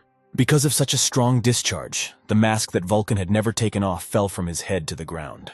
And now the enemy stood face to face with the protagonist, and it was obvious that his face did not look like an ordinary person. And this was true, because instead of a head, this man had a flame that resembled facial features, and whether he was a man or not. He himself considered himself not a human, since people for him were a lower form of life. He was awakened, and this is a completely different level. After some time, his armor began to crack and fly away from his body, and flames also raged underneath it. Vulcan was completely freed from his metal armor and now stood with absolutely nothing and was the flame itself. With one slight movement, he surrounded the players with a fiery wind that immediately made them feel hot. But that was just the beginning. After a few seconds, this fiery wind grew into a hurricane, and now people were burning alive due to the incredible temperature. The main character realized that this man was also awakened, and his ability to control the flame made the task much more difficult. Vulcan confirmed the words of the protagonist, and agreed that he was awakened and he considered himself the most successful project. And once all the information was said, he attacked the main character with flames. It was definitely stronger than that of a flamethrower. Mia was very worried, because even she understood that no one would survive such a direct attack, not even the strong guy, but Rex reassured her, because the main character is not so easy to kill. The flame completely consumed the main character, and it seemed that he had no chance of survival. But Vulcan said that his flame was invincible, and if it disappeared, everything would disappear. But not even a few seconds had passed before the main character emerged from the flames unharmed. He even joked that Vulcan's flame was no stronger than his grandmother. Of course, the secret of his safety was in fireproof oil. Before the fight, he applied it to his body, and apparently it was not in vain, since without it, he would have burned without a trace. This surprised Vulcan, but he was not going to stop and said that this was just a warm-up, and now there will be a real fire. A flame was directed towards the main character, which in its shape resembled something similar to a dragon with two heads. Since the guy was not going to take such a blow, he took out his sword and decided to use it to repel the attack. The moment the flames almost reached him, he used a sword technique and cut the flame dragon into several pieces, which completely neutralized the flames. Now there was a good opportunity to counterattack Vulcan, and he decided to use a quick attack to end the battle. And since Vulcan did not expect this, the attack was a success, and the guy cut the bandit's body in half, which should have ended the fight. However, Vulcan stood unharmed, and it was clear that this attack did not cause him any damage. He said that it was strong, but unfortunately, he had long since merged with the elements and would not die so easily now. The next moment, he hit the main character in the face, and this blow was very powerful since the guy was thrown a considerable distance. He crashed into the golden throne, and blood splashed out of his mouth. For the first time in a long time, he felt pain, which meant that this awakened one was very strong. After the main character was on the throne, Vulcan used one of his techniques called the Fiery Kingdom of the Dead. After his words, the golden throne on which Ron was began to quickly heat up and melt, changing its shape. Now the main character could not move, since the throne had become his shackles and completely enveloped the guy's limbs. Vulcan said that since he cannot burn the main character, he simply immobilizes him so that he does not escape. But the main character was absolutely ready for this turn of events, because gold could not detain him for long. Since he owned the system, he opened the exchange and began the process of exchanging the entire golden throne for points, causing the throne to begin to glow. The next moment, this golden structure began to change and smoothly rise upward, disappearing, and the main character received 1,000 points many times. Seeing this, the volcano fell to his knees and began to ask not to touch his gold, because it was very valuable to him. And when it ran out, he demanded to return it back. But the main character was not going to do this. Especially after a small fight, he realized how to defeat this fiery man. Since he now had a lot of points, he could afford to buy the highest level of ice level proficiency, which cost 5,000 points. Vulcan flew into a rage after such an act of the protagonist and swore that even if he spent all his life force, he would burn the guy to the ground. At this moment, more and more scorching flames began to emanate from his body, and a two-headed fire dragon appeared above him. The main character also decided to use his new skill and asked Vulcan if he could really defeat him. Opposite the fiery two-headed dragon, a huge ice one appeared. It was obvious that the fire would give way to the cold this time. As expected, the ice dragon quickly destroyed the fire dragon, and now he was alone with Vulcan.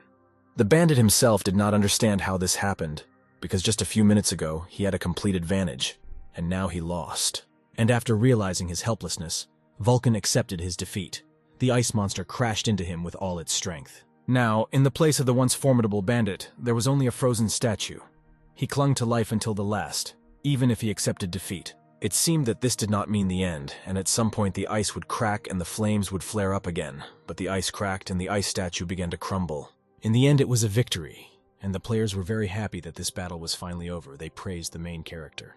He stood completely devastated, and it was clear that he was very ill and very tired. As a result, he stood there for a few more seconds, after which he began to fall and lose consciousness, because this battle was truly difficult. 2 days had already passed since that operation, and the main character was lying on the bed. He still had not come to his senses, which was strange, since he did not receive any damage in that battle. Linda and Mia stood in front of his bed, and the girls did not understand why he had not woken up yet, since a lot of time had already passed. A very interesting idea came to Mia's mind, and she decided to try it. Linda didn't know what she was thinking about, but she was interested. Mia took out a knife and offered to kill the main character and wait until he resurrects, but she did not know that this would be the end for him. Linda did not support this idea. The mere thought that they would hurt the person she loved caused inconvenience. She ran up to Mia and hugged her, asking her not to do anything like that because it was impossible. But Mia quickly forgot what she wanted to do and now compared her breasts with Linda's breasts. It seemed to her that her friends were larger. In the end, she decided to check it out and invited Linda to undress in order to make sure of this. At that moment, the main character opened his eyes. When he got out of bed, he saw Linda with her breasts half open and Mia, who was trying to undress her. The situation was as incomprehensible as possible and even more awkward. So he couldn't think of anything better than to say good morning. After some time, the main character came to the main room, where Chloe said that the Vulcan gang was completely destroyed, and now all her lands belonged to them. She was also interested in what happened to the guy's face. He replied that it was nothing serious, but it was clear what he got for it. He asked if they sent anyone to the central settlement.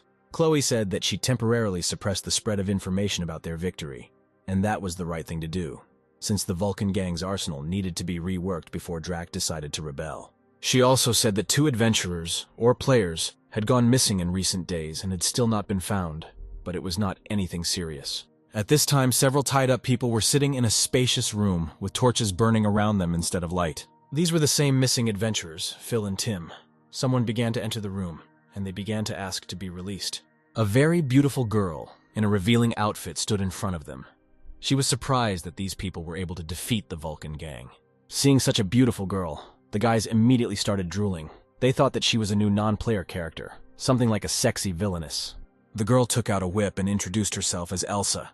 She also said that she was a member of the final evolution, and the guys had better tell her everything they know, otherwise they will be hurt. After these words, she swung her whip and hit the guys in the face, and it turned out so well that it hit 2 of them at once. After that, she put her foot on Phil's crotch and asked them how they felt when they were hurt. But she couldn't expect that these guys would be happy with such a girl, much less ask her to beat them. For them, it was a cool opportunity to be in the attention of a lovely girl. The girl did not understand how this was possible because everyone she beat with her whip experienced unbearable pain, and these two asked to beat them more. But the guys explained to her the reason for such fearless behavior. They said that these are not real bodies, and therefore they feel pain differently.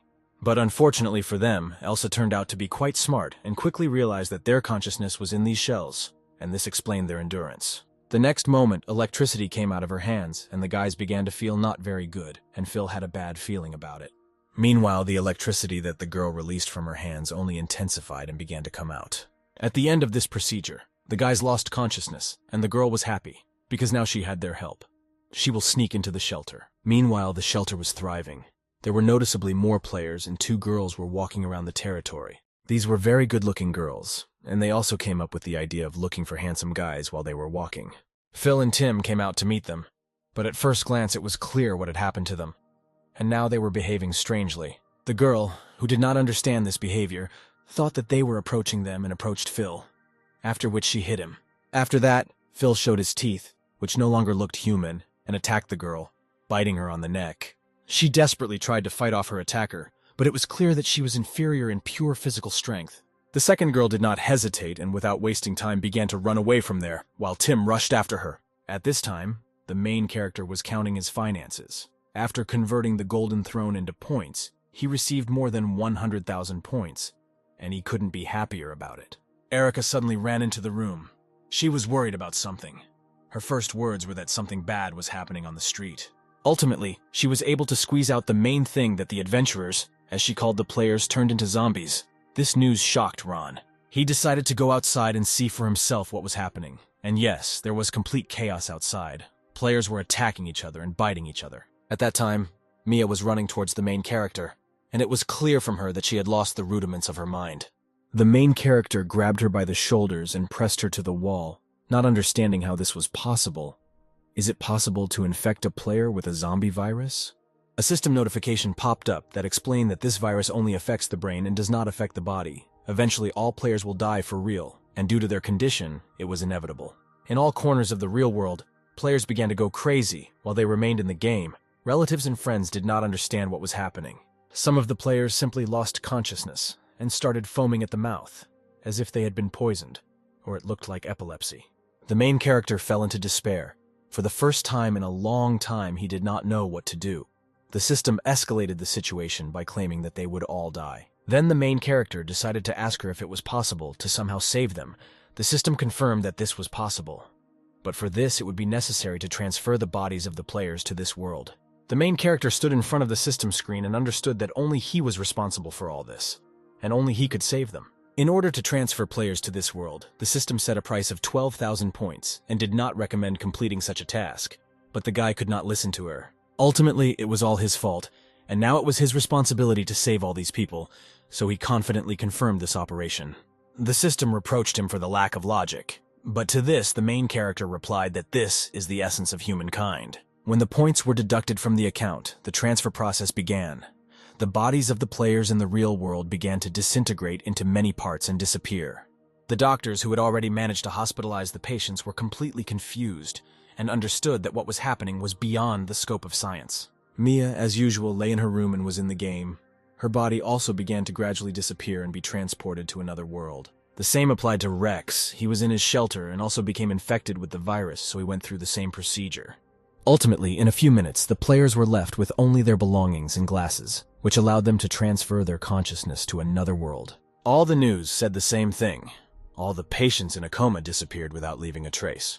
The system reported that everything was successful and all the players were healed. The owner's goal was achieved. But Ron understood that now the worst part remained. All the bodies of the players lay in the center of the settlement. This was done so that when they came to their senses, one could immediately talk to them. A day later, they began to come to their senses. Some did not understand what had happened. Someone noticed that they felt pain, although they turned off this function in the settings. And some remembered that they had become zombies. The main character came on stage and called on everyone to pay attention to him. He said that he would explain everything now, and the news would not be pleasant. The players did not understand what was going to be discussed. Then the main character said loudly and clearly that all the players were in the game for real. Mia did not immediately understand what these words meant, because they had been in the game before, which means the chapter was nonsense. Ron decided not to delay the explanation and said that now they would not be able to leave the game, and even more so, they would not be able to resurrect. The players, not believing this, immediately began trying to exit the game, but such a button simply ceased to exist, causing panic to grow. One of the girls pulled out a gun and put it to her head because, for her, it was all nonsense. She decided that if the character died, then she would leave the game. Since this was absolutely wrong, the main character tried to stop her and asked not to do this because he understood that she would die. But the girl shot right in the temple. It was instant death and quite ridiculous because if she believed it. When she fell, her body remained in the same position, and the players began to realize that this was no longer a shell, but a real corpse, and now they were all trapped. Without having to wait long, the first stone was thrown at the main character, and it was clear why it was thrown. A whole bunch of stones flew after one. People demanded to let them out. They had the right to do so, because it was he who let them in here, and all the responsibility lay with him. Covering his face with his hands, he assured people that he understood that it was his responsibility, and that he would find a way to return them to the real world. If not, he would die. Mia was the first to respond to his words. She raised her hand and said that she trusted him completely. She also urged the players to calm down, because if they continue to be angry, nothing will change. And she also reminded them that they are players and must deal with this problem. Rex joined her. He supported Mia and added that instead of complaining, they should find a way to strengthen their bodies and become stronger. The noise began to slowly subside and the players calmed down. It began to dawn on them that they had no other options, and as long as they were serious, everything should be fine. But a new question arose, raising a new wave of panic. They turned to the head of the shelter, how he could guarantee their safety while they were in the settlement. The main character explained that while they were unconscious, he had already thought about this issue and prepared a defense. After these words, he asked someone to come out to defend the settlement, and everyone waited with bated breath. Huge mutant zombies began to approach the players from all sides. They were an order of magnitude larger than ordinary zombies and seemed very strong. The people who were expecting protection were scared to death because these monsters did not seem friendly. They began to scream in fear. But all these terrible monsters obediently bowed to one knee and stood in front of the main character. This was his demonstration of strength. As the panic finally subsided, he introduced these tough guys. They were zombie guards, which he built from the remains of zombies and crystals. But the players still felt that these zombies, although they looked formidable, would still not be able to protect them. Then the main character ordered the release of ordinary zombies in order to demonstrate the abilities of the zombie guards. And at that moment, crowds of zombies poured out of the cells. There were enough of them to destroy all the players present. The players again broke into a sweat, because they understood that these were real zombies coming towards them. But at the same time, they did not understand why they had been released. The zombie guards did not wait long, and as soon as ordinary zombies approached a dangerous distance, they began to inexorably pound them into the ground. After the zombie guards finished clearing the territory, they stood behind the main character, and he said that he promised to protect everyone, which means it will be so. Ultimately, this was enough, and all the players went about their business, and a beautiful moonlit night fell in the camp. Mia sat on the roof of one of the buildings and drank, thinking about everything that had happened today. The main character approached her and was surprised to see her there. He said that she looked quite optimistic if she was drinking at such a time. The girl smiled pleasantly and said that she had nothing else to do, since problems could not be solved with tears. All that was left was to move forward. The main character was grateful to this girl and told her about it. And he also promised that when she returned to the real world, he would treat her to a drink. The girl just smiled and said that in order to drink, there is no need to wait for something because they can drink right here and now, and all the worries will wait. The two young people seemed not to know what had happened today. They sat on the roof and drank merrily, as if this evening could be their last. Since the night turned out to be stormy, the main character slept soundly in the morning and could not wake up as early as always. There was a knock on the door. It was Erica.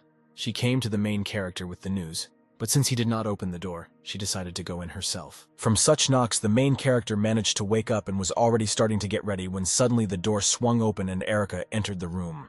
And immediately she regretted her decision, because she saw the main character and what his mother gave birth to, and this made her blush. The main character explained that he likes to sleep naked, and there is nothing wrong with that. He also asked what happened that she was so eager to come to him. The girl turned away so as not to embarrass herself even more, and said that Drac had arrived to discuss the division of rewards for the destruction of the Vulcan gang. But since these were only the conditions of separation, the main character got dressed and decided to also discuss some conditions. All this time, Drac and his assistant sat quietly in the office and waited for the main character, since upon their arrival he was still sleeping. The bodyguard did not like the behavior of the head of the shelter very much, since they had been waiting for him for half an hour. Finally, the main character came and sat down opposite Drac as expected. He was able to annoy the guests a little even after his arrival. By the end, the main character's jokes began to anger Drac's assistant, and she could barely restrain herself from starting a fight. Drac stopped his ward and began a very interesting conversation, in which he mentioned that their caravan was attacked and whether Ron could know anything about it. The main character evasively said that the Vulcan gang did this, and is there any point in coming to him because of this? And now this gang no longer exists. Drac explained that he was here for precisely this reason. He mentioned that the main character decided to take the Vulcan gang's plant for himself, and as it seemed to Drac, this was too much, and this plant should have been given to the central settlement. This proposal angered Ron, and he, without holding back his tone, said that he, without sparing himself, tried and got this plant, and now someone who has nothing to do with this wants to take it for himself. Hearing this, Drac changed his hand, and instead of it there was a snake on the table, so he decided to put pressure on the main character to change his mind. But this trick did not frighten the head one bit, and he said that just wanting to get something is not enough, you need to offer something in return. This interested Drac, and he, remembering the previous profitable deal, smiled, but he could not know what the main character wanted until he said it himself. Then the main character, without hesitation, pointed his finger at the girl and said that he wanted this bodyguard, which greatly surprised her. After a short pause, the main character continued that if Drac agrees, he will think about giving away the plant. For Drac, this seemed completely pointless, but he still decided to check with the main character if he was sure that he wanted to exchange the plant for a girl. His words passed like a knife through the girl's devoted heart, and she decided to check with the owner whether he really agreed to this. Then Drac turned to her and calmly said that everything would be fine, and didn't she herself say that she would sacrifice herself for his well-being? This scene of love and indifference made the main character laugh a lot, and he decided to interrupt their little quarrel, and said that it was a joke and he didn't need anything. Drac got angry from this attitude towards himself. No one dared to joke about him like that, and he said that he intended to resolve the issue today, so he brought someone with him. To this, the main character just smiled and pointed his finger towards the door, and then asked the question, "Aren't these the people we're talking about?" When they went outside, there was a bunch of mutilated soldiers lying there. Despite all this was the elite army of the central settlement, and Drac was surprised. Hearing the words about the elite army, Ron pathetically said that he, by the way, was also their elite, and he also advised not to attack the shelter since his army had lost. Having finished this, the main character hit the door with his fist, causing it to shatter into pieces as if it had been shot with buckshot. Drac realized that the main character was no longer going to cooperate, and now they were enemies. To which Ron said that in this world, everything is decided in a fight. The head of the central settlement did not keep him waiting long and quickly left, finally threatening that everything would be visible in the future. The two got into their expensive car and drove away from the camp. Erica, who saw everything, was afraid whether everything would be fine because, after all, they let the head of the central settlement go alive. The main character understood that killing Drac now was extremely unprofitable, and he doubted that this arrogant one would be an easy opponent. Arriving at the central settlement of Drac together with his bodyguard, they immediately went to the laboratory. The assistant was here for the first time. Drac kindly explained to the girl that he had been making observations for some time and came to the conclusion that everyone has their own limit. He walked up to the large computer and started typing something on the buttons. He thought that the main character suspected something and therefore started a riot. After the text was typed, Drac confirmed his action, and a metal ball began to open at the bottom of the room, with green smoke escaping from it. And when the ball opened completely, something similar to a zombie crawled out of it. But this specimen was clearly different from the others. A squad of elite soldiers with machine guns at the ready ran into the room. They surrounded the monster and were about to attack it. As soon as all the soldiers were ready, the command to shoot was given, and a hail of bullets fell on the monster, causing it to roar. But it was not a cry of pain, but rather of anger. A moment later, the monster pushed off the ground and flew straight toward the soldier standing in front of him, huge, sharp scythes sticking out of the monster's hands. He swung them as if he was mowing down the grain harvest. People could not do anything and only scattered into pieces from these attacks. Not even a few minutes had passed before the entire squad was destroyed, and the monster stood in the center of the room and roared a victorious cry. It was a complete disaster for the bodyguard that one zombie was capable of destroying an entire squad, and in such a short period of time. Drac stood and rejoiced at the end of this experiment, because now he had such a strong monster, and his goal was to create an army of such creatures. He said all this while being in a separate wing of the laboratory, in which there were many glass capsules, which obviously contained the same creatures. He laughed like an evil genius, because now he could take revenge on Ron, and when the army was ready, it would be his hideout that would take the first blow. A week has already passed since Drac arrived in the settlement. The main character spent every day practicing sword control, and today there was an hour of training. While he was engrossed in training, he did not notice how people approached him, and one of them asked if he was the head of the shelter. In front of the main character stood a group of people who asked to take them all into a shelter, since their house had turned into an abode of evil. Ron quickly realized that these were residents of the central settlement and asked them to explain to him what had happened there. That they had come to such a distance, and also to look for shelter. All these people were depressed. Many were crying, even though they were men. One of them said that a massive infection of the zombie virus had begun in the central settlement. According to this man, a few days ago he was walking home with his friend after a good drinking session. They could barely move their legs. Suddenly a huge figure appeared behind them. Its body blocked the sun and plunged the friends into shadow. This man noticed this figure late. He heard the cry of his comrade and turned around towards the sound, pouring out a cold sweat and immediately sobering up. In front of him stood a 3-meter zombie who was holding the body of his comrade in his hands without a head. He simply bit it off as if it were an apple. When he finally realized what was happening, he rushed with all his might away from there. He screamed throughout the street, calling for help, for security. But the longer he ran, the more he realized that no one would save him, and such creatures were now throughout the entire settlement. He was right. Many areas of the city plunged into chaos and now looked more like hell. All buildings and equipment were covered in fire, and huge zombies walked the streets. After such difficult memories, the man began to cry even more and grabbed his head with his hands. He and a few others managed to escape, but there were probably survivors there.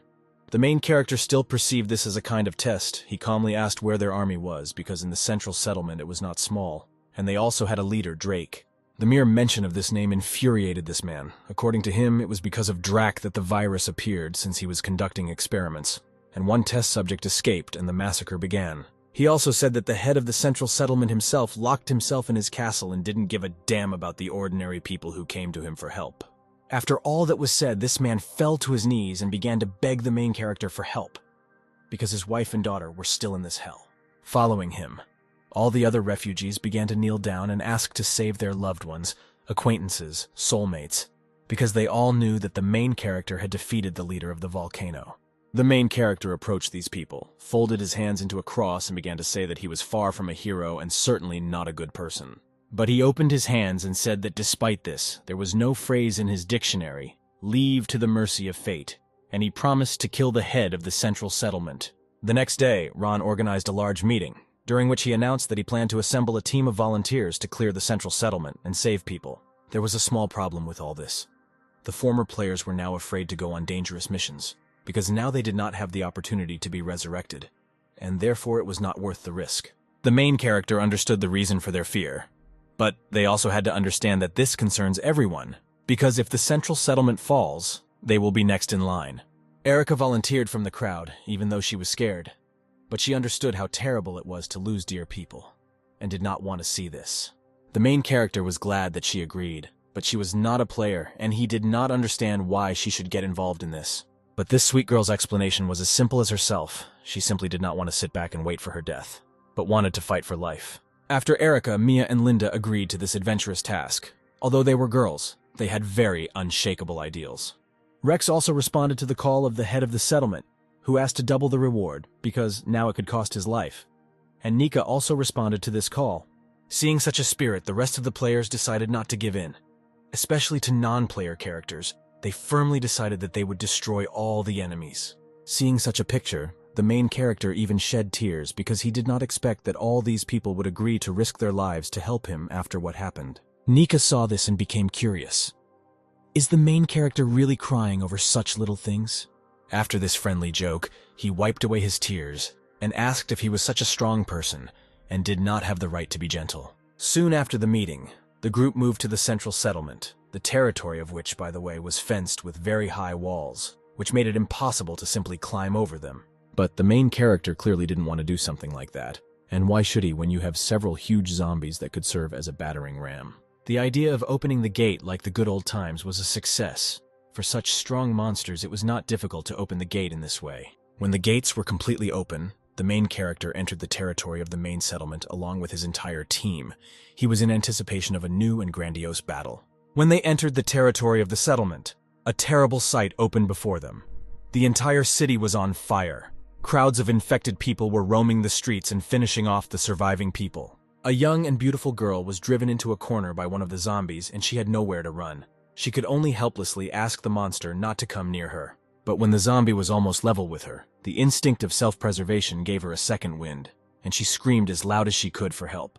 And exactly at that moment, the zombie's head was pierced through by a bullet fired from a pistol. This was a real salvation at the last moment. Although the girl was saved, she was still scared and trembling. She did not understand what had happened, much less who had saved her. The savior of this girl turned out to be Mia. She, smiling friendly, extended a helping hand to the trembling girl and made her happy that they had come to save everyone. At this time, Linda and Erica fought fiercely with zombies, cutting them up in whole packs. They took the brunt of the attack on themselves so that the rest could save the residents. Phil and Tim took advantage of the opportunity to move freely, rescuing people who were already exhausted and most likely inhaled smoke, causing some to lose consciousness. The door of the laboratory was very dense. It was somewhat reminiscent of the door of a volcano bunker, since it was just as massive. But as it should be, since the bunker door was able to fall apart from the C4 charge. This door was attacked in the same way, and a strong explosion occurred. As a result, as the main character expected, the door could not stand it, and after the explosion, a good hole formed in its center. The main character assumed that since this door led to the laboratory, then the zombies came from here. And since they came from here, it means that Drac is hiding somewhere here. Mia stood next to the main character, proudly straightening her shoulders. She said that she was the only one who could go with him, since the rest were busy saving people. This time the main character was more attentive than usual, and said that it was better for her to return to the others, since no one knows what awaits them inside, and it is unlikely that he will be able to help her. But the girl already knew in advance that the main character would talk about it and was not surprised. It didn't even offend her. Resigned to his decision, she asked him to be sure to return alive, because he promised to bring all the players back, which means his word must be kept. When he entered the laboratory, he did not see anyone. The room was in absolute destruction, and all the flasks were broken, which made the place look even gloomier. Suddenly, a mutant similar to a girl appeared in front of the main character, and it was clear from her that she was dangerous because she was different from other zombies. She sharply waved her hand towards the main character's head, but he was able to dodge this attack, although for this, he had to show miracles of flexibility. Looking more closely at this creature, the main character caught himself thinking that he had already met this girl somewhere. And he was right. This zombie girl turned out to be Drac's bodyguard. The mutation did not change her much, but it was almost impossible to recognize her immediately, only by her clothes. She again rushed at the main character, intending to attack him, and this time she was more persistent than the previous one, so the guy had to take out his sword. Covering herself with a katana, the main character was able to block her blow, and it became clear that her hands were as strong as metal. This very situation angered the guy, as he began to hate Drac even more, due to the fact that even his bodyguard became infected with the virus. But it was impossible to stand like this forever, so he threw her back and was going to break forward, because he could not be here forever. He had many ways at his disposal to kill her quickly, but he decided to simply neutralize her and use the Thundersword technique. After the sword touched her, she was hit by a strong discharge. It shouldn't have killed her, but it should have been enough to immobilize her. And so it happened. After this attack, the girl fell to the ground and did not move anymore, which gave hope that she could somehow be saved. The main character stood over her and held a sword in his hands. He did not know what to do next in such a situation, because he did not want to kill her. The girl came to her senses and turned to the main character. She asked him to save her.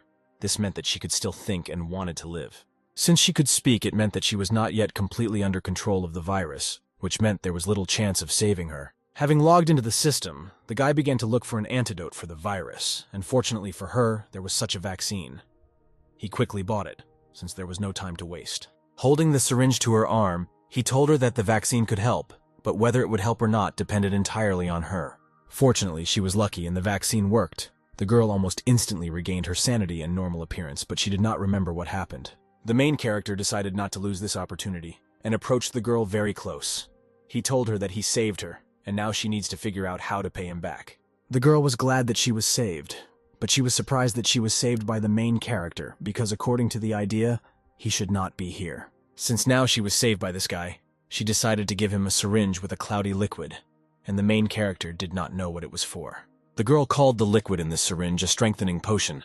With its help, Drac creates zombies and creates chaos in the settlement. She was angry at her patron, because he had completely gone crazy and even made her a test subject. But she managed to steal this little thing before passing out. The main character accepted this gift, but this did not change the fact that using it is dangerous, and it will turn him into a zombie. The girl convinced the main character that this syringe would not be dangerous for him, but on the contrary, it would strengthen him, because the guy is strong and can handle it. Since this syringe was needed to defeat Dracom, the main character was not happy about this, because he was sure that he would kill him with his own strength. While he was talking, the girl took out a knife and resolutely pointed it at her throat. She definitely wanted to kill herself. She decided to kill herself because of Drac, because she thought that he was a good leader, and would lead their settlement to a bright future, so she helped him. But everything turned out completely wrong, and now she is unworthy to live. But, at the last moment, when the blade almost reached its target, the main character grabbed it with his hand, cutting his fingers, and stopped it. The girl cried and did not understand why the main character was stopping her from committing suicide, because someone like her was unworthy to live. To this, the main character replied that he saved her life, and now her life belongs to him, so he forbids her to die, and when he returns, he will punish her for this suicide attempt. Such words made the girl happy, and she calmed down. A slight smile appeared on her face. She agreed with his conditions and said that she would wait for him. The main character walked deep into the laboratory, and everywhere he went there was complete destruction. This meant that the creatures that got out of here were extremely aggressive. At the end of the corridor, Drac was waiting for him. He sat in front of a large monitor and watched people running away from zombies. But not everyone succeeded. He was also waiting for the main character. The main character did not wait long and immediately took out his sword. He told Drac that people believed him and thought that he would lead them to heaven, but he sent them straight to hell. When Drac turned around, he showed his snake head. He said that this is just a study of the virus. Since the human body has a limit, he is not going to stop. He decided that he would no longer be human. And after that, his head headed towards Ron. It was amazing how far it could stretch. But this attack was too slow, and the main character was able to dodge his head without much difficulty and chop it off with one swing. The snake's head hit the floor noisily, even though he was fierce. Everything has its own strength, and his neck turned out to be not particularly hard. The main character raised his head by his hair and did not understand how this could be. He was absolutely sure that this man was not weak and the battle should be harder. And he was right, because as soon as he raised his head, it turned out that it was not dead and could well function separately from the body. It came as a surprise.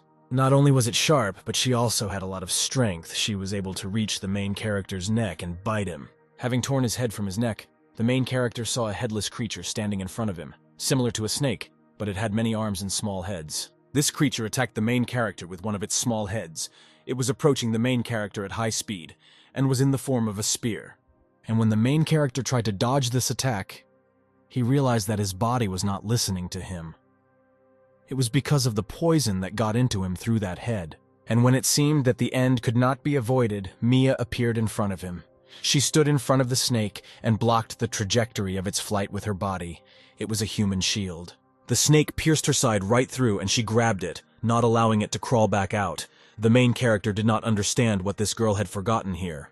She turned to him with empty eyes and there were tears on them. Blood was flowing from her lips. She simply could not leave the main character alone and followed him secretly. Meanwhile, the monster became three-headed and these heads were big. Each of them spoke and they all claimed that this was the end for these two. This is what happens when you go against Drac. And in order to finish off the wounded people, he used dozens of small snakes, which were supposed to pierce them through.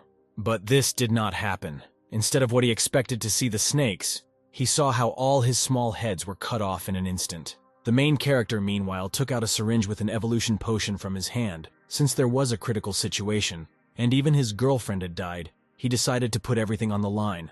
After this injection, his body underwent some transformation, and his left arm was now an order of magnitude larger and more powerful, and his whole body became red. The snake was furious. He immediately realized that this was his evolution potion, and he wanted to know where his enemy got this thing from. But while he was asking his meaningless questions, the main character jumped into the air and prepared to attack this monster. He grabbed one of its heads and tore it off without much effort. This was a test of his new strength, because he needed to get used to it. The snake only confirmed that it was useless and that the main character could not kill him, since he could restore himself almost immediately. Realizing that the spear snakes would now not work, Drac decided that he could dissolve the main character with poison and splashed it out of his heads. The main character decided not to dodge and simply take this attack on himself, covering himself with his new hand, because it was supposed to withstand it. It was painful, but this attack did not leave any serious damage. Only smoke came from the hand, which significantly reduced visibility. While the main character did not see anything, Drac decided to absorb him so that he would become one with him. And when the smoke cleared, the main character saw a large snake head in front of him, which was definitely going to swallow him. He did not have time to dodge this, so the snake swallowed the main character without any problems and was sure that this was the end of their fight. But he didn't know that the main character was just waiting for this, and now a real battle began, and not a game of cat and mouse. The snake managed to regret his hasty decision, because after a few seconds he began to feel that something was happening inside his body. This strength in his body was growing, and he did not know what to do with it. Eventually his stomach began to crack little by little, which meant defeat for him. And the next moment the main character's hand came out of his stomach. This meant that it was not possible to absorb him, and now he got out. The snake stood with his stomach torn open and could not understand how he lost, because he considered himself a higher being and completely absorbed the lower being, and it was able to escape. The main character decided to end this meaningless monologue of the villain and used his hand. It increased in length and grabbed the snake, after which she began to absorb him.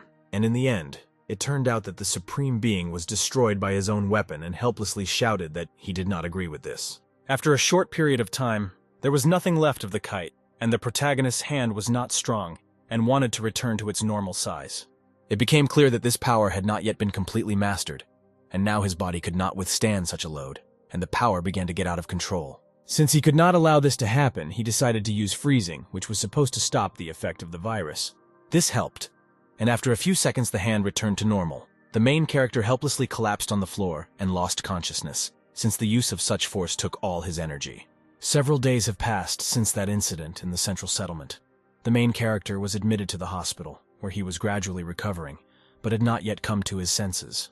Although he looked shabby and his arm was completely broken, he was still in good condition, and today he finally came to his senses. Hearing his movements, the girls immediately ran to the bed. Chloe considered this a medical discovery, and Linda and Erica were simply glad to see him awaken.